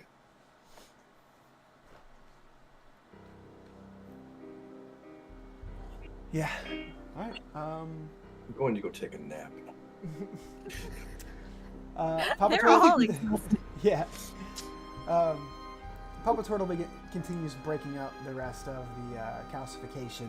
Takes him a little bit of time. He's thorough about it. He's making sure his entire like little glade area here is free from the bullshit. You all can take a short rest in this time frame if you'd like. Kit and Hux eventually during this time frame snap to. They've suffered the damage that you all have inflicted on them. Wasn't too much. It wasn't really much at all, actually. So they just wake up a little bit sore and a little bit stiff, and they go, "Oh, hey, Jesus! I feel like I got ran over by a truck." Huck's like, "Yeah, fucking turtle-sized truck."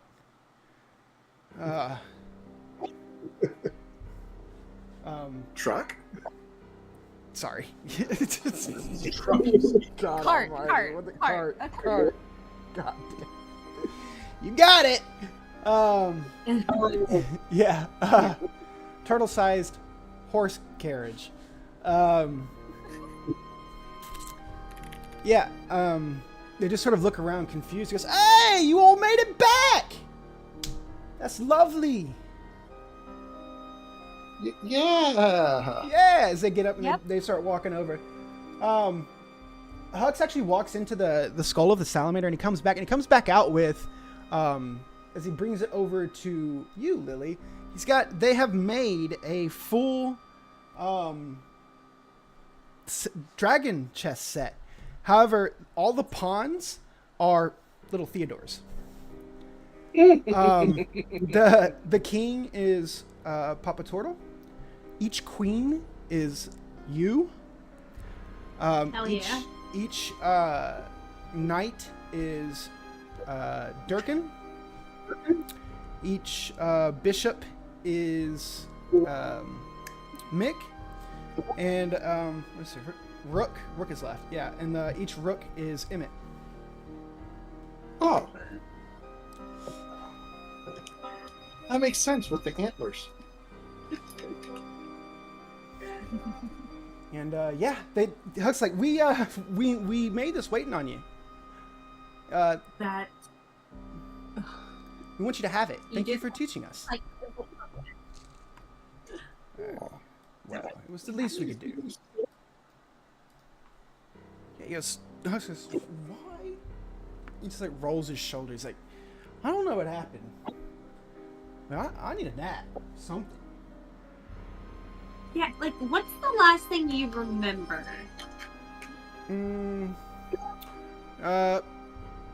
Pop there said he had to go take care of something, and he went running off down the riverbed. He does that sometimes.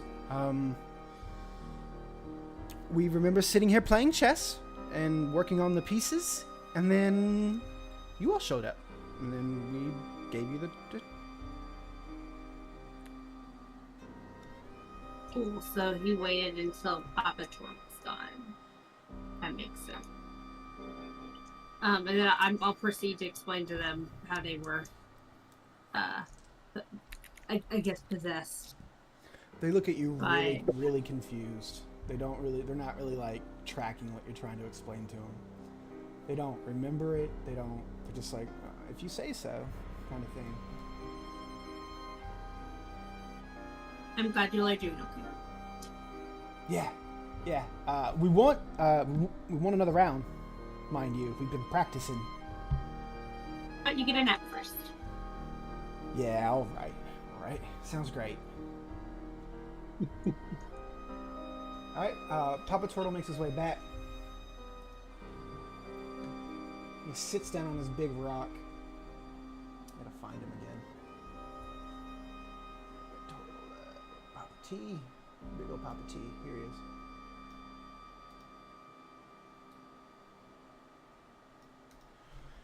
He sits down. He looks absolutely exhausted. He looks not distraught, but if a turtle could look disheveled, he looks worn out. His age is sitting on him, very prevalent. He looks concerned. He looks a little frightened as he sits down, and he's just sitting there, sort of looking down and shaking his head. Mikhail is going to go sit next to him. Okay. And strike up a conversation. Thanking him for the poultice. Says, "Yeah, it's no problem. I'm glad to see you doing better. I'm glad to see that worked. That gives me an idea of how I might be able to combat what's going on here."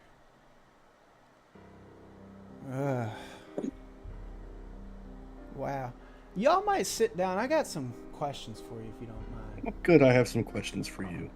All right, well, we'll do one for one. You go first.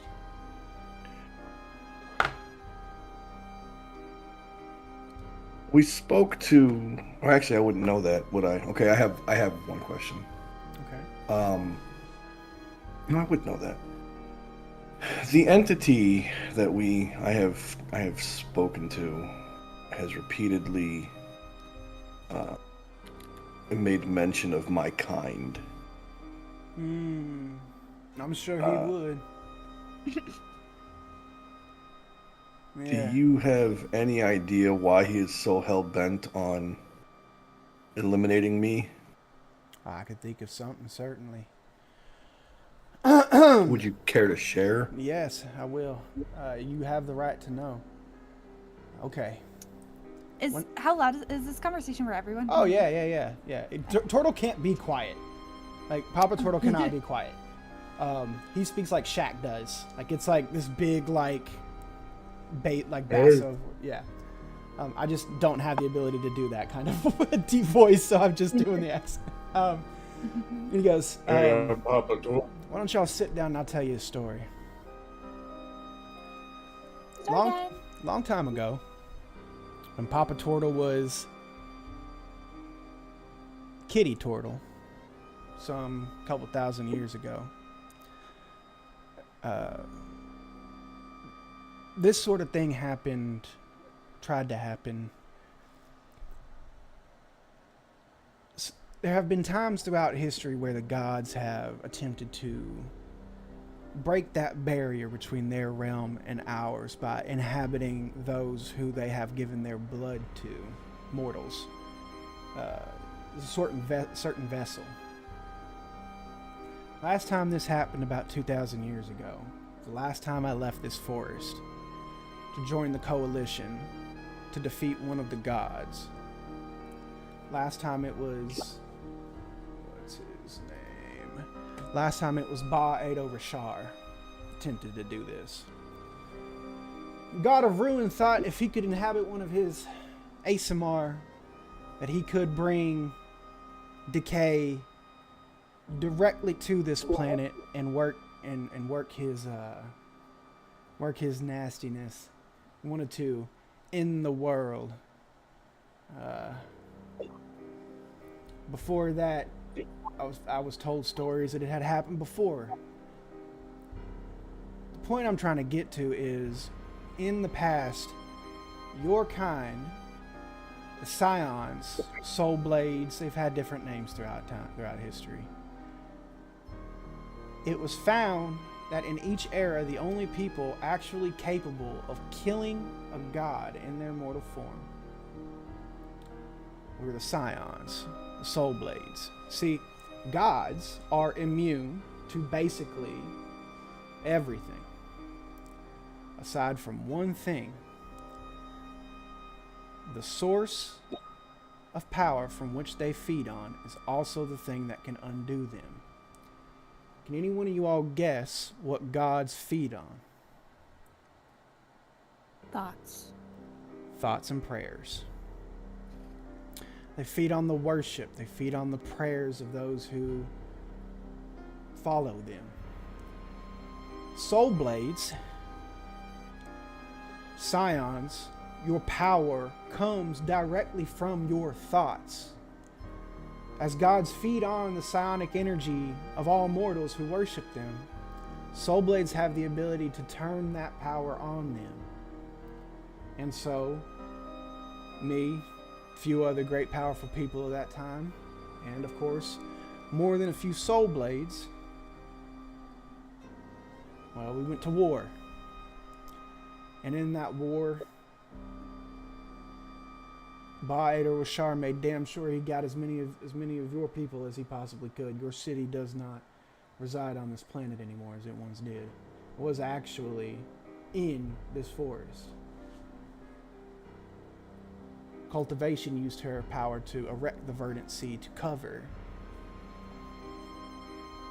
the ruins of that city and the battleground of the war that took place, where there was once complete desolation and decay and ruin.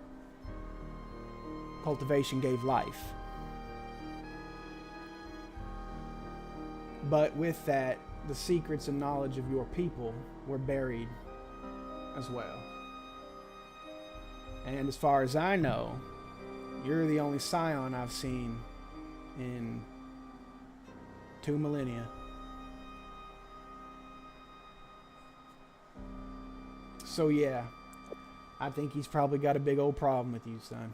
And I pity you for it. Well, don't pity me, pity him. That's the spirit. So you said that there was a city? There was. That It's was- gone now. It's long was, gone. It's buried right, I under. got Yeah, it. it's the forest ate that long time ago. Are there any ruins remaining? Anything? A wall? A footing? Anything? I'll be honest with you, son. I haven't left my glade in a long time. That last war was... Well, it took everything from me. I resigned myself to watching over this glade. Since then, I don't know. I don't have an answer for you. Do you know what direction the city was compared to the glade? It's quite... Yeah, it's almost on the opposite end of the continent from here. On the opposite end of the Verdant Sea. Some weeks walking. If you even know how to get there, between here and there. The forest may have overgrown it, but the scarring of the battles that took place there left behind some things, physical, metaphysical, that sort of reside within that graveyard. For all, it might as well be overgrown graveyard. It's dangerous as hell. Is there any chance that I might have seen the path, or maybe know a shortcut? Wink, wink, nudge, nudge.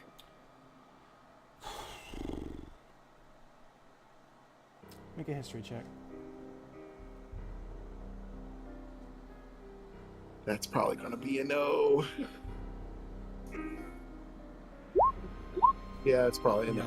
It's a no, more so because growing up and all throughout your life, your parents, family, everybody has told you, don't go there. You don't go there. And you've skirted the outskirts of the area before. It feels so wrong. The forest, like where you love the forest here, and it's beautiful and alive and vibrant, that part of the Verdant Sea, Mm-hmm. it's... People stay so far away from it. Okay, follow up to that then, just because he's recently come to understand the heartbeat of the wilds. Mm-hmm.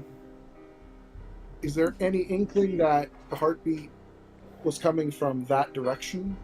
Or was there just nothing there? There were two conflicting heartbeats, actually. Kind of like if salt water met fresh water.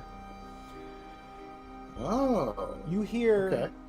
You're starting to gather with the information that Papa Tortle just told you. What you're hearing is cultivation's heartbeat.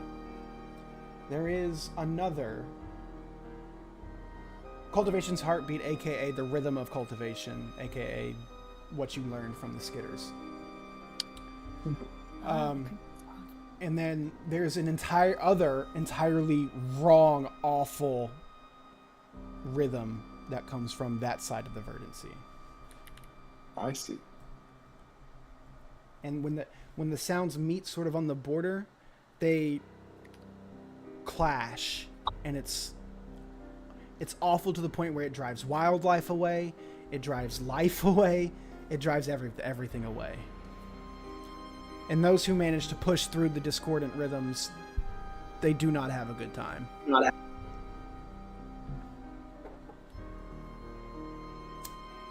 Okay.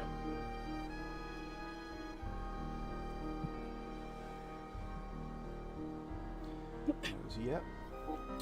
So, unfortunately, Papa Tortle says, unfortunately, y'all seem to be caught up in Well, one about the worst things you possibly could be. And I hate that for you all. Cause it's especially you, Mick.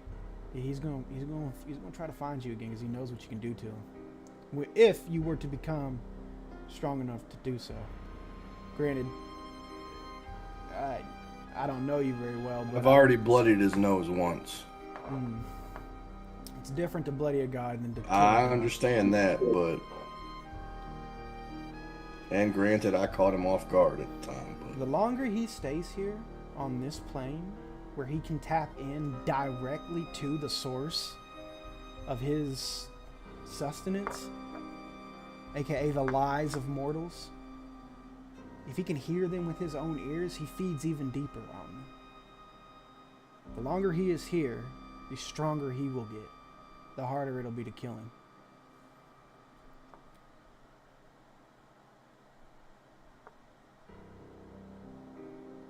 Now, How easy is it to leave the Verdancy? how easy is it to leave it? Shoot, Yeah. well, pick west or east and walk, well, west, really. You walk too far east, you'll end up, in the wrong part of the woods. Keep walking west, you'll eventually find your way to, I don't know what they call it now, but there's a town that's just on the edge of the forest, and then just after that's this honors territory as far as I know. That's what it used to be anyway. So yeah, if you walk far enough west, get out of here eventually.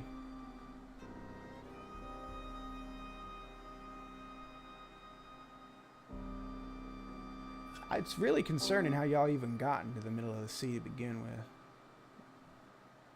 Not a lot of anybody comes out here. So I believe it's my turn to ask you all a question. Do you all intend to combat this threat? I can't speak for the rest of the group, but yes. I am with you. I do. I don't necessarily want to pick a fight, but he looks over at the calcified remains. But I feel like we at least need to figure out a solution. Yeah, There is only one solution. The god must die. Sounds like it.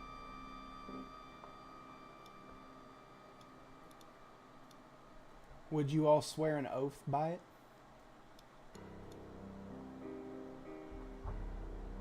Is my word not good enough?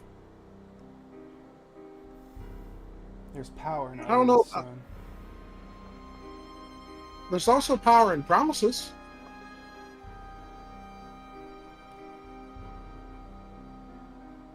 I'll ask you again. Would you swear an oath by it? Yes. If that's what it takes.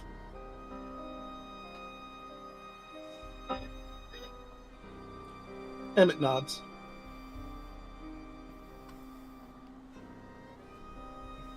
Lily?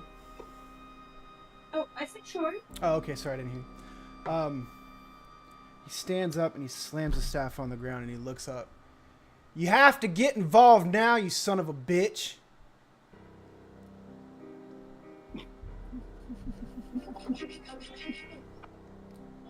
Sorry. It had to be, the oath had to be freely given. But, if one god's gonna get into this, the best thing y'all can do is get the others involved somehow. Because right now, you try to fight him right now, no shot. Who were you talking to? I was talking to Honor, Ah, the god of oaths, the god of the sun. makes sense. He has a way to Yes. be involved. Yes, he has to now.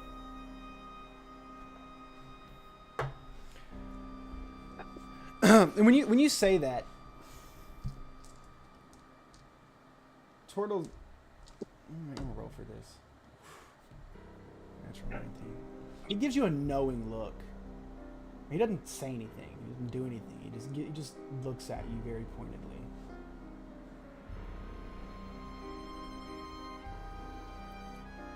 All right. Y'all can rest here for the evening. Do you have any more questions?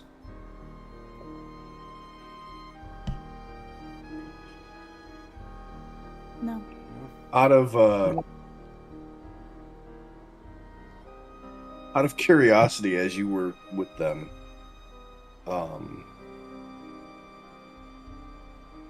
do you happen to have anything that my ancestors may have used to help them? I don't own any items. I don't. Best you can do, son. There used to be a grand library in Solarlos. I don't know if there still is or not.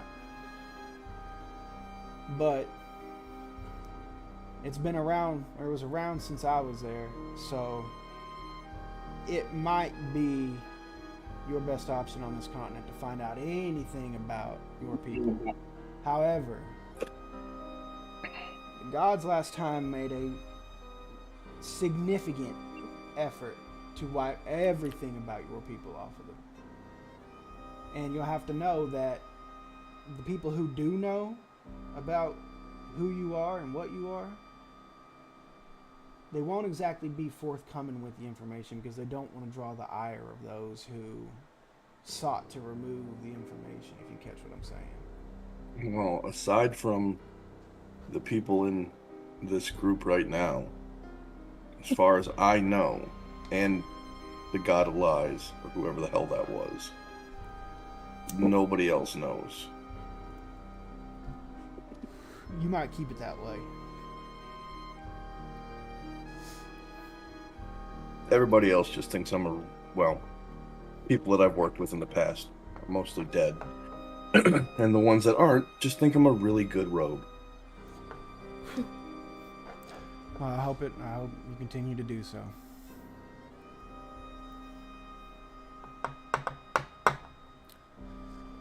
Well, yeah. Like I said, y'all are free to rest here for the evening. Still plenty of food. Well, actually, hopefully, I wonder if it got calcified too. Fuck. He's not mumbling, so he's like, "Fucking, I gotta check." And he gets up and he I'll go with him with that. Okay. Does anybody else want to do anything before you all? Kyle is going to burn one of my psychic whispers to Durkin, and I am going to tell him we need to have that conversation with her now. Agreed. So after that conversation, I'm going to look at Ira and go, we need to talk. Okay. Also, what's this guy's name? I'm sorry. Ping again? Oh, that's Kit. Kit? Yeah, they're all up here, but they're all here with you. They were a part of story time too. At some point during, when everybody's settling down, I am going to check in with Kit to make sure that he's okay, even if he doesn't quite get it, because he was whammied. Yeah, shillelagh. Yeah. He got whammied by a shillelagh. Just part of it might be guilt, but also just that there's no lingering effects. Okay. All right, make a medicine check.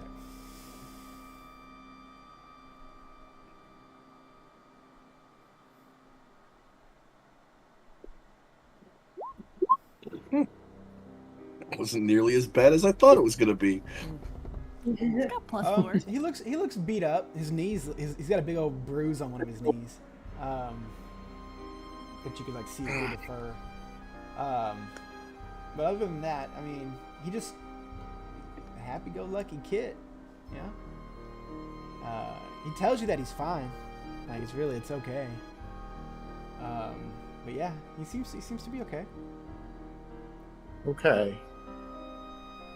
Other than that, Emmett's going to help Papa Little make dinner for everybody and settle in because he's very much not doing great health-wise. Okay. Lily, you want to do anything? No, she probably see if she can help with the food or anything, or just kind of meander around. Doesn't really have anything to do. Sure. Okay. Let's do Durkin. Let's do Durkin making Era first. So as you pull her aside to say that you need to talk, please proceed. I'm sure you have figured out by now who we are, and we have figured out who you are. So, you know what our task is. That being said, in my opinion, and I can't speak for Durkin, the current problem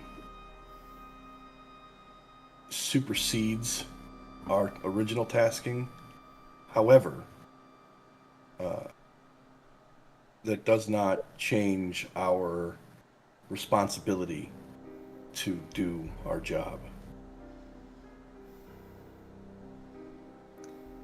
What exactly is your job? Our original tasking was to find you and return you to where you're supposed to be. I believe it's the palace, Your Highness.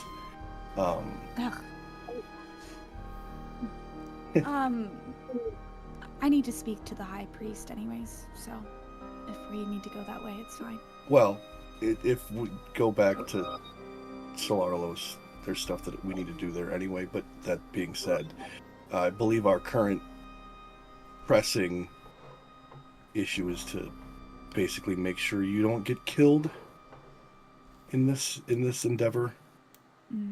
My death may be inevitable. Yeah, well, I will do my best to prevent that. If it requires mine as a sacrifice for yours, that's what it will be. That is not acceptable. Did you not hear what Papa Turtle just said? You may be the key in all of this. I may be the key in all of this, and I may be one of 1,000 of my kind wandering quietly without anybody's knowledge. Until we know that, one nation does not supersede an entire world. Honor would not be pleased by that.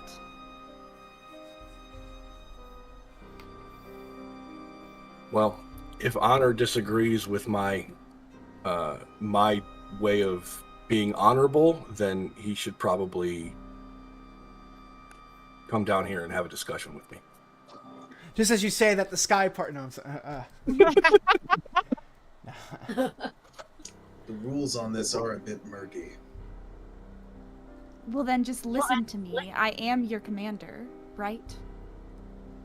Eh, In a sense. I In suppose. a sense, yes. You are my servants. I wouldn't go that far. That is a stretch. I don't know politics, but I'm not sure if that's how that works. They're having this. Are they? Wait. No, Arrow wouldn't be no. talking like this where people could overhear. Emmett's not there. Emmett's not there. I'm making Okay. cookies. Yeah. Okay. That's what it said. Yeah, he's making cookies and talking about politics for some reason. I'm talking with Papa Turtle. He's like, yeah, we need to prop up the lower working class. How long have you two been looking for me? Several months at this time. I can't answer that question because it was several months that we were out looking for you, and then we popped up here. I don't know how much time has passed between the time that we were in Solarlos looking for you and Elohim. we popped up, Elohim looking for you and popping up in that pool or wherever we popped up in. So, I mean, for all I know, it's been, several years time jump. Well, That's true, but did you find any trace of my music tutor? The person I ran away with. We have no idea who that is. So, well, let me. Helpless. I will say this: in the dossier that you all were given for the mission, Right. there was a note of a music tutor that Ira was very close to, and also disappeared around the same time that she did. Okay. Well, DM, did we find any trace of the music tutor? Because I can't answer that question. Right. No. You're. No, because you guys didn't even really find a trace of. You all still hadn't really even found a trace of like Ira or anything. Like, it was like she's been a very hard person to find. By being almost publicly out in the open, not giving a shit. But she was super hard to find. She was for us. covered in makeup. Like, She before Oh, y'all I got get in- it. Yeah, she was. No, Right. she's been hiding herself. I'm not gonna tell you how, but like, she's just There's- walking let's just around say being that there's like, a reason- I'm Ira. Yeah, she's not been doing. She's been concealing herself for well over like a couple of months at least. Yeah, she's been missing for I think 9 months is what we Yeah. decided. Yeah. Okay, but also in that dossier, we were under the impression that she was kidnapped, right? So that's the thing. Potential. That's Okay. yes. It was. If you guys think that, you can, yeah. That she wasn't, but That's what. Yeah. So what the military and the reason why they're moving, why the military has been moving, is because they didn't even like without any kind of prior like investigation, anything like that. The military was immediately like, she was kidnapped. That's the only explanation. Like, we've got to move. Let's send out the sappers. Let's send out our fucking scouts first. We'll get the military mobilized and we'll just move towards Elohim. So that's the last thing you all know. That was the army was spooling up and working on moving out like a couple of months ago. So for all you know, the army's probably already in fucking Elohim at the very least. And like, yeah, you two are under the impression that she was stolen not by like the they don't know who took her, but they're like, it's got to be them. There are mortal enemies. Let's go get them, kind of thing. Like they're using it as immediate justification to march for war. okay. So let's roll back to the question she asked, which is, did you find any trace of my music tutor, the person I No. ran away with? No. No? No. What have you found? Did the gods You- just land me in your laps? Pretty much.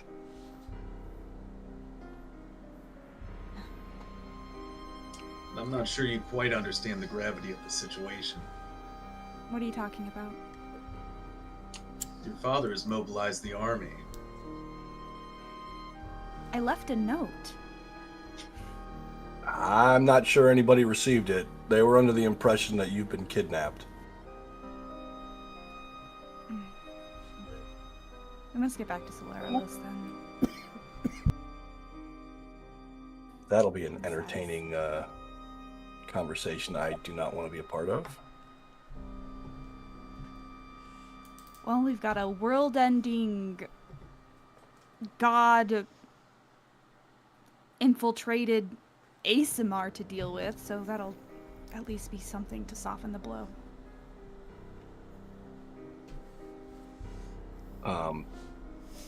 How do you want to play this with the other two?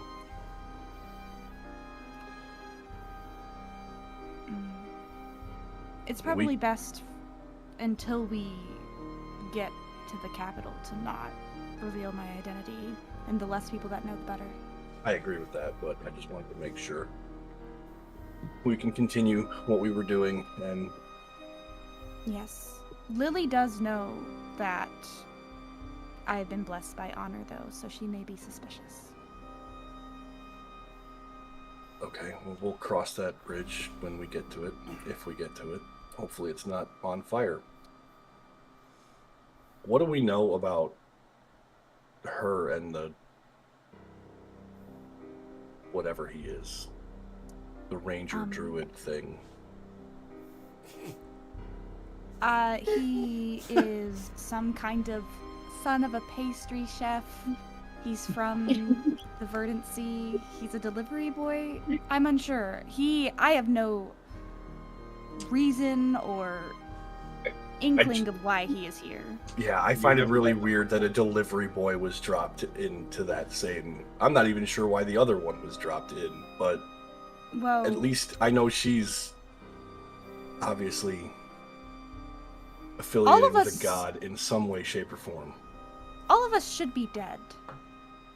If the ritual had happened the way it should have, we would all be dead.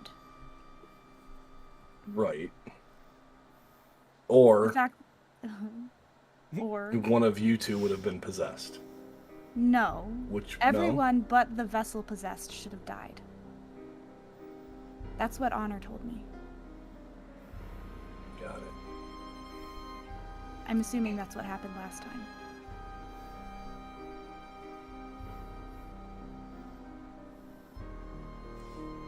Was there anybody... Well, we wouldn't know that. Regardless, it's clear why the two of you were chosen. You hold some kind of significance and are enemies of deceit. At least Lily, she is directly related to a god that is also an enemy of deceit. Do we know which one? Inspiration. Ah, The only clue that I perhaps have is maybe Emmett is directly connected to the Verdant Sea and therefore cultivation herself.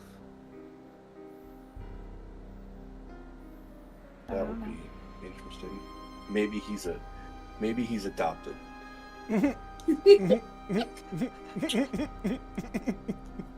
He is an odd one. I wouldn't put it past.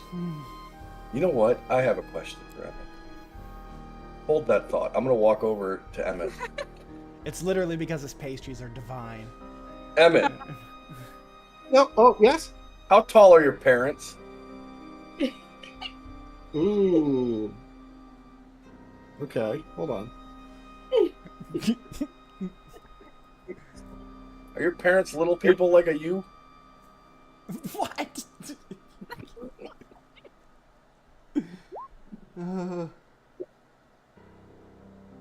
Yeah, they're. I guess I know we're kind of smaller folk, but I mean, about what size you'd expect. That is the most non-answer I've ever been given to a question I've asked. Oh, sorry. They're also gnomes. So, yeah.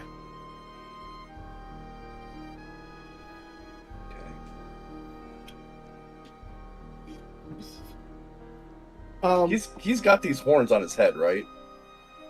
Yeah. Are they a decoration or are they coming out of your skull? Oh, I mean, he'll pull his hair back a little bit, so you can actually see where it is actually rooted to the base of his skull. That is interesting. Thank you, Emmett. I appreciate your candor. I'm going to walk back to my little group of conspiring people. There is no way in hell that dude's a gnome. I don't know what he is. I don't know what he is. He's not a gnome. Have you ever seen a gnome with antlers? Oh my god.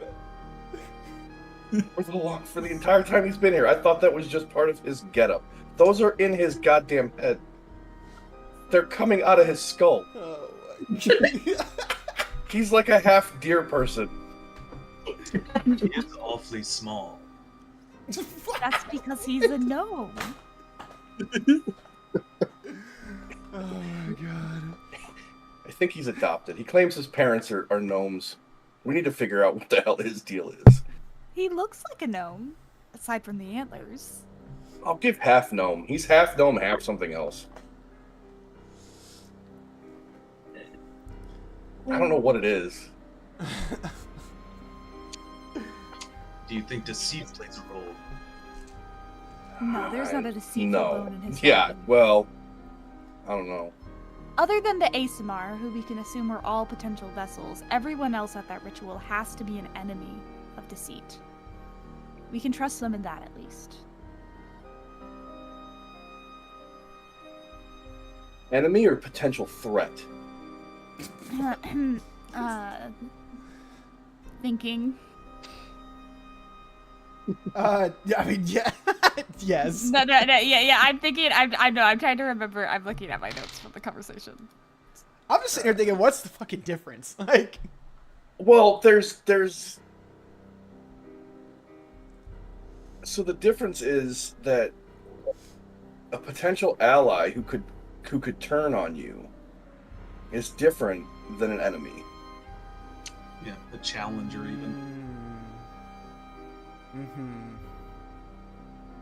So if he is a worshiper of deceit, but he is,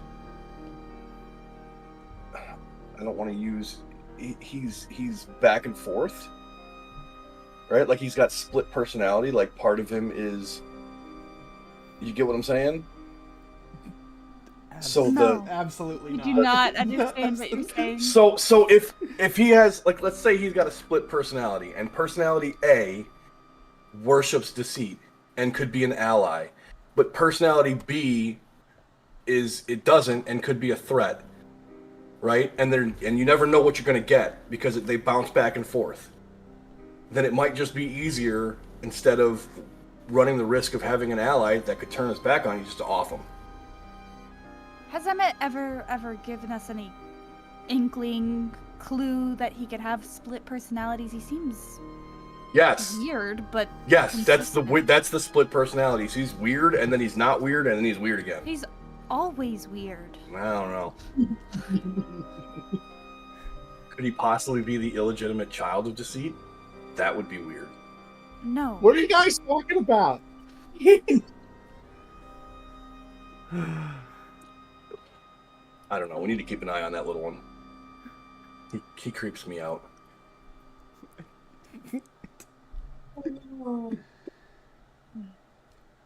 I'm too tired to have this conversation. Are you done with me?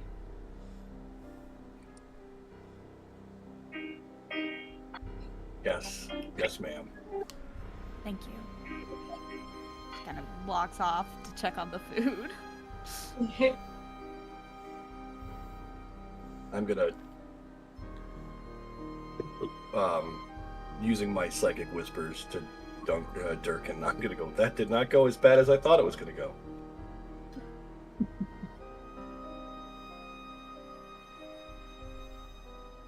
Durkin. Dano, you there? He fell asleep. Did we lose him? Dano. Well, I'll hold that thought until he comes back. He's obviously Okay. stepped away for a second. He heard us arguing about antlers and who's a gnome, and he was like, I need a second. I'm on here, bit. He went to go get a stiff drink. As that's happening, Emmett and Papa Turtle make it into the salamander with Lily trailing behind, assuming like posting up on a wall or something up against a rib. And as Turtle's like looking through his like supply cache and like scrounging around trying to get supplies together.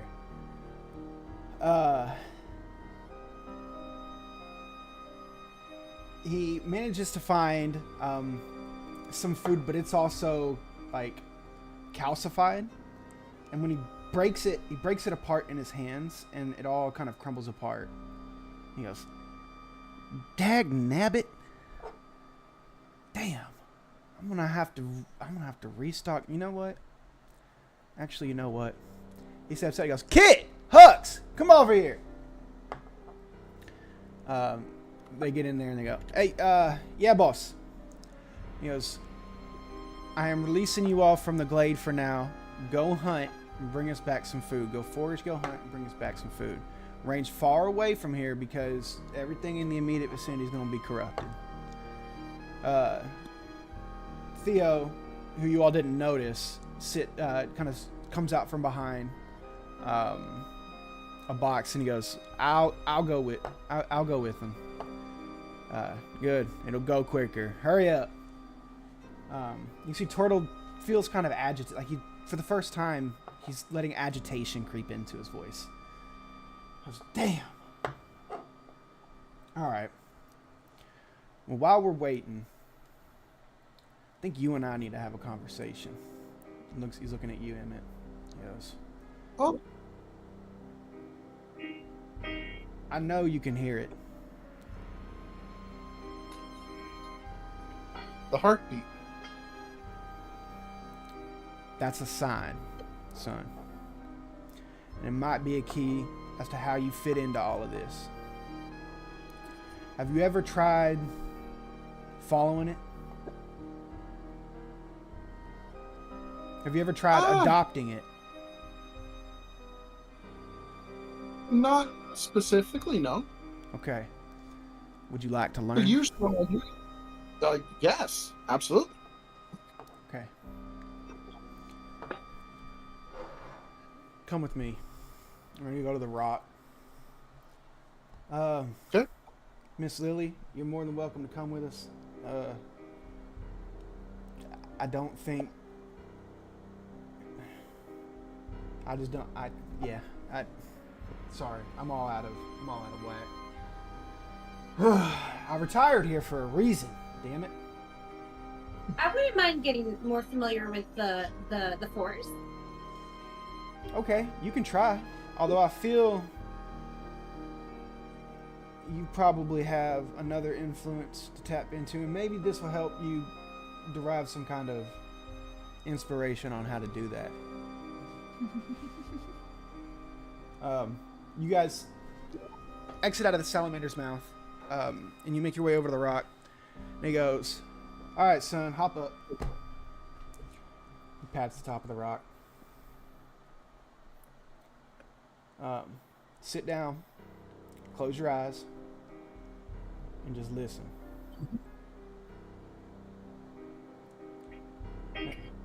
As you follow his squats direction. down. Yeah. Go Oh ahead. yeah, and lays the walking stick that he has across his legs as he does so. Okay. As you do so, as you sit and you listen, you can hear the rhythm of the heartbeat of the forest pulsing up through this rock. It is more potent than you have ever felt or heard it before. It begins to vibrate in your body. It is... What it is it is quarter note, eighth note, quarter note, eighth note, and then a rest. And then quarter note, eighth note, quarter note, eighth note, rest. How long of a rest? Do what? Dun, How long is the rest? Is it a whole rest? Yeah, it's a beat. It's a full beat. That should equal 4, right? Quarter, eighth, quarter, that's 2. 2 eighths is 3, and then the rest is 1. Right, so that's 4? Yeah, Yeah. quarter note, eighth note, quarter note, yeah. Yeah. So it still falls under that, like, 4/4 symmetry, or, like, order, quote-unquote. But not the same, like, rapid staccato beat of honor. It has a little bit of a hiccup to it, and then a rest. dun, dun, Well, dun, dun. it's... Bum, bum, bum, bum. Yep. Yeah. And as you do that, you feel, and as you focus in on it, and you let it, and you feel it, make a nature check with advantage. Okay.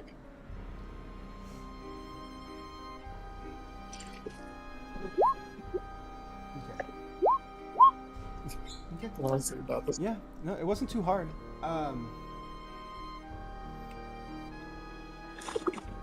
As you're sitting there and you're doing that, you feel it, and you really give yourself over to the rhythm. Your own heartbeat begins to beat in line with the rhythm. And in that whole rest where your heart completely stops, you feel suffused with the power of nature and everything around you. And in that frozen heartbeat, you feel almost like a complete prescience. You can feel every plant. You can feel every drop of water. You can feel every animal. You know what they're doing. Basically, within the vicinity of Papatoral's glaive here, you gain a sort of omniscience in that frozen heartbeat. What you all see looking in on Emmett is you see various flowers begin to blossom out of his antlers. And like moss starts to hang out. He just overall looks more, not feral, but just like overgrown with fauna and floral flowers. Just nature begins to like overtake him. Vines rise up out of the rock and sort of crisscross over his body. The beating, the rhythm is now echoing across the swamp. And you can see Papa Turtle has closed his eyes, and flowers and moss and grasses and vines begin like growing out of his shell and into the ground here as he's tapping his staff in rhythm with the rhythm of cultivation. Emma is absentmindedly tapping on the walking stick in this rhythm. Emmett, within you repeat, the rhythm continues through you, and then all of a sudden everything fully stops and you just feel, you no longer feel Emmett. You feel the verdant sea, and the verdant sea is your consciousness, and you are met in an instant as you feel you're sort of at this like bird's eye, you kind of, your vision kind of pulls back, this bird's eye view of the entire verdant sea. And you can see what looks like a face, a feminine face. It's like the forest, or the trees in the forest. They all, you sort of, it's incredible. This great expansive feminine face within the trees. But you see her left side, your right side, as you're looking down on it. There's what looks almost like a black scarring or a scourge that sits on the left side of her face, which would be the east from here. As you also know, the side that feels weird of the verdant sea. And you can see that there's like an open eye on her right side, which would be the west, and like a smile, but on the right side the eye is shut or missing, one of the two. There's just like an empty dark space there and no half of the mouth there. You feel the beautiful vibrant life of the west side of the verdant sea, but then you can deeply feel the scarring and the pain on the right side. But you also understand how it's coping, how they clash, but it's also met this sort of homeostasis. And it becomes less frightening to you.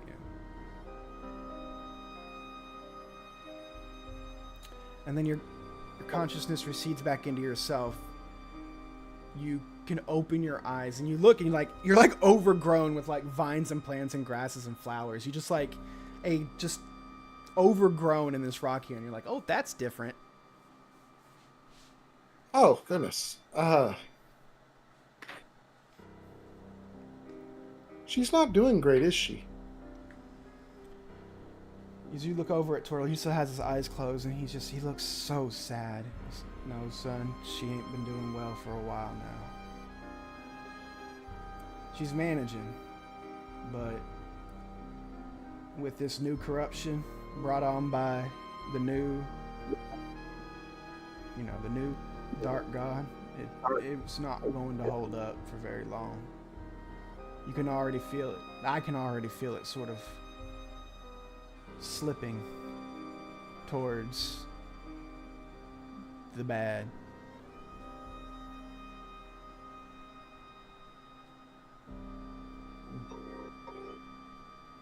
But now someone other than me, someone who can actually leave here, understands. I'm putting all my faith in you, boy. I know that's a lot to put on some shoulders like yours, but God damn it, someone's got to do it. And I wish it could be me, but it can't be this time. It's got to be someone else. I understand. Keep following the rhythm. Grow in it. Learn it. And it will aid you in your journey. I promise you, she will help you.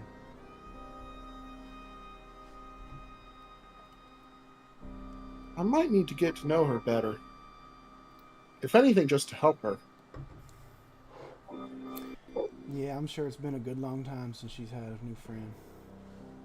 And Emmett, I'll be honest with you, son, I'm glad it's you. You seem like the right type of person that a god might need to feel better. I feel better just having you around. Oh, shucks. Yep, alright. Miss Being a Lily, did you friend gather to- anything from that?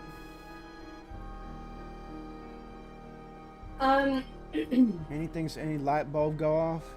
Or any candle wick get lit? Okay, hold on, let me scroll. This is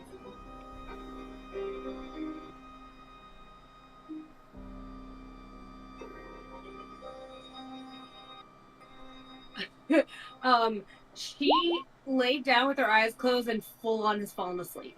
Oh, God. Yes. Turtle just looks over and goes, you know what? Yeah, I get it. Alright. Look. All these files are sort of growing around you as well. Just not really. Emmett, the idea is the same, and maybe you can help your other friends with it. If they have any kind of connection to any one of the other gods, then your best bet is to nurture it.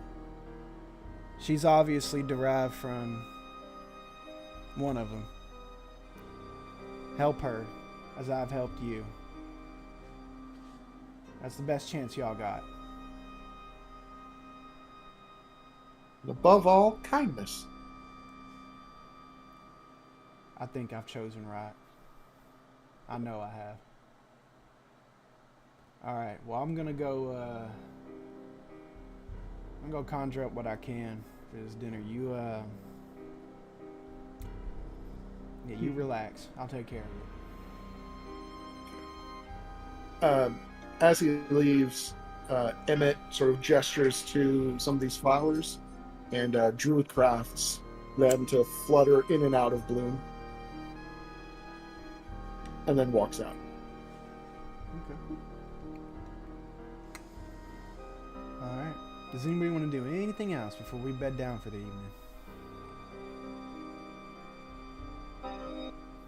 No? Okay. Ira's gonna practice the flute a little bit. Oh, okay. It's gonna- Go ahead and make a performance check. He hasn't seen that. He hasn't seen that yet. She's broken it out. She broke it out. Oh yeah, you were on con. You were down the entire time. Okay. +9 saving me. All right. I'll take that into account. No, I mean Papa Turtle. Oh yeah. Hasn't seen that flute yet. That's true. The Oh, I need to write that down. The name. Oh, I will. Oh, that's a good point. Fendria's flute. Yeah. Saphandrius, yeah. Is that with a F or a PH? PH, and he said it was a possessive. Yeah, that's what I thought. So belonging to Sophendria. That's why I wrote it down. Saphandrius. C Oh, E. so So like yeah, CEPH. Andreas. Yep. Mhm. Rename that in my inventory.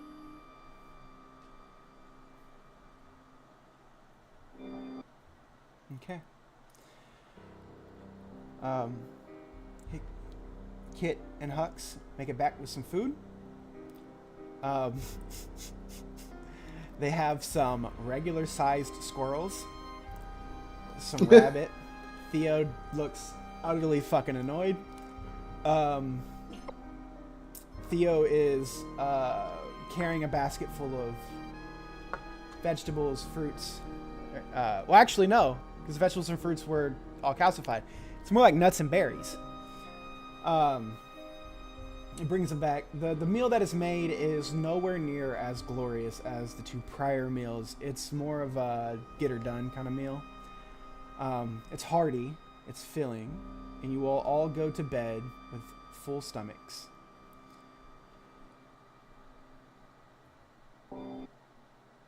You all wake the next day at level 5.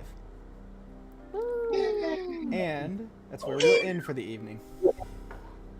Oh, that woke Dano up. Level 5 woke his bitch ass up. Yeah, I double my damage, bro. Let's go.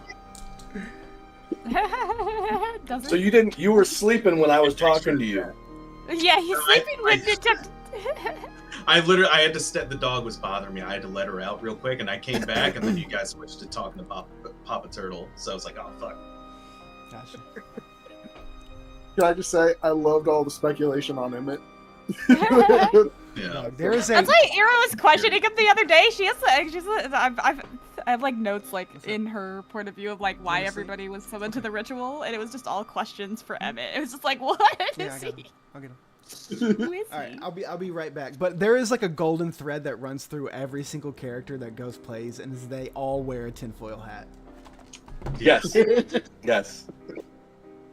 I wear Right. horns. Is he not a son of deceit? Could he not be? Yeah. I just gave Ira a headache. She's like, I'm done with this. I'm tired. Ooh, my proficiency went up. Yay. Okay, yeah. Okay, where? And my initiative. There's long rest.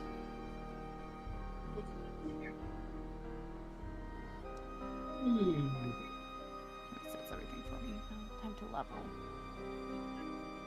Oh. Holy shit. My I fucking get at level movement speed's 5? 45 feet now. You're What what? the fuck? Yeah. Ooh, You're what? yeah, I get a bardic It's my inspiration back my movement short speed. Oh. I get fast movement. Your speed increases by 10 feet while you aren't wearing heavy armor. You're broken. I am not broken. You are broken. Yeah, that is true. rest. Ooh, I get 3rd level spells now. Let's fucking go. Yeah, level 5's a huge Level fucking step up. Yeah, I don't need a long rest to get back my bardic inspiration. Now I can just use a short rest. Yeah.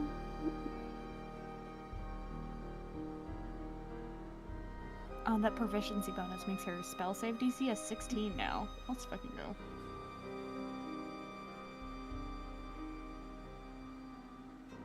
go. Wait, I get Misty Step. Heckin' yeah.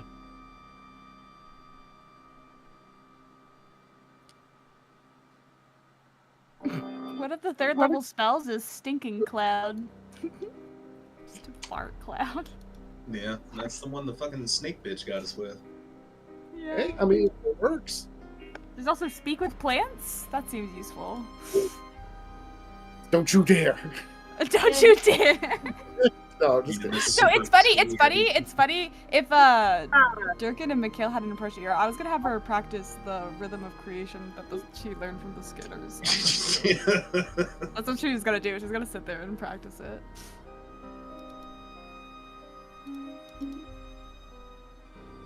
Did I miss that? You learned the rhythm of creation from the...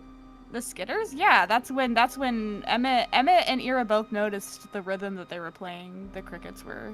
Emmett realized it was familiar. Ira just noted it down because I don't think she's told anybody yet, but the Honor told her to pay attention to all the rhythms and that they were important. So.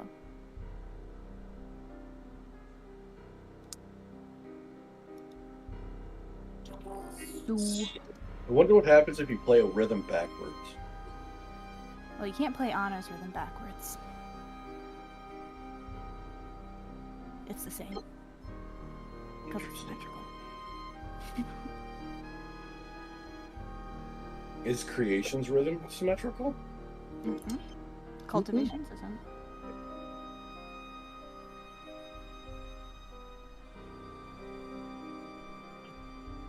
I'm trying to figure out what Deceit's rhythm is. I feel like it's like Well, he shares the counter same to note. Honor. He shares the same note as Honor. They share a note. So what if, like, instead I think of deceit's what deceit's rhythm is. I don't know. My current working theory is that it's silence. Ooh, It's that's an good. MD 4 bar. What if are there half notes in honors rhythm? They're all quarter notes. It's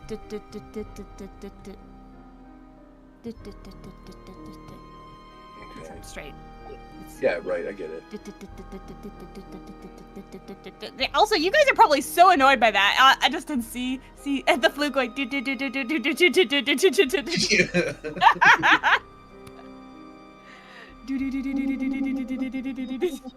Like it just sounds like She wouldn't do it that fast. I'd probably go do do do do do do do do do do do do. Still not good. okay. That's annoying. That is annoying. That's why do you think Hucks have been recovering their ears? I bet. Bum bum bum bum. Yeah, you could watch You should that, start. please. You should just start messing around with the different notes and doing like Yeah, that's kind of the idea of her practicing on the flute is like seeing what inspires her. play two notes together. I've returned. Yeah, See what happens when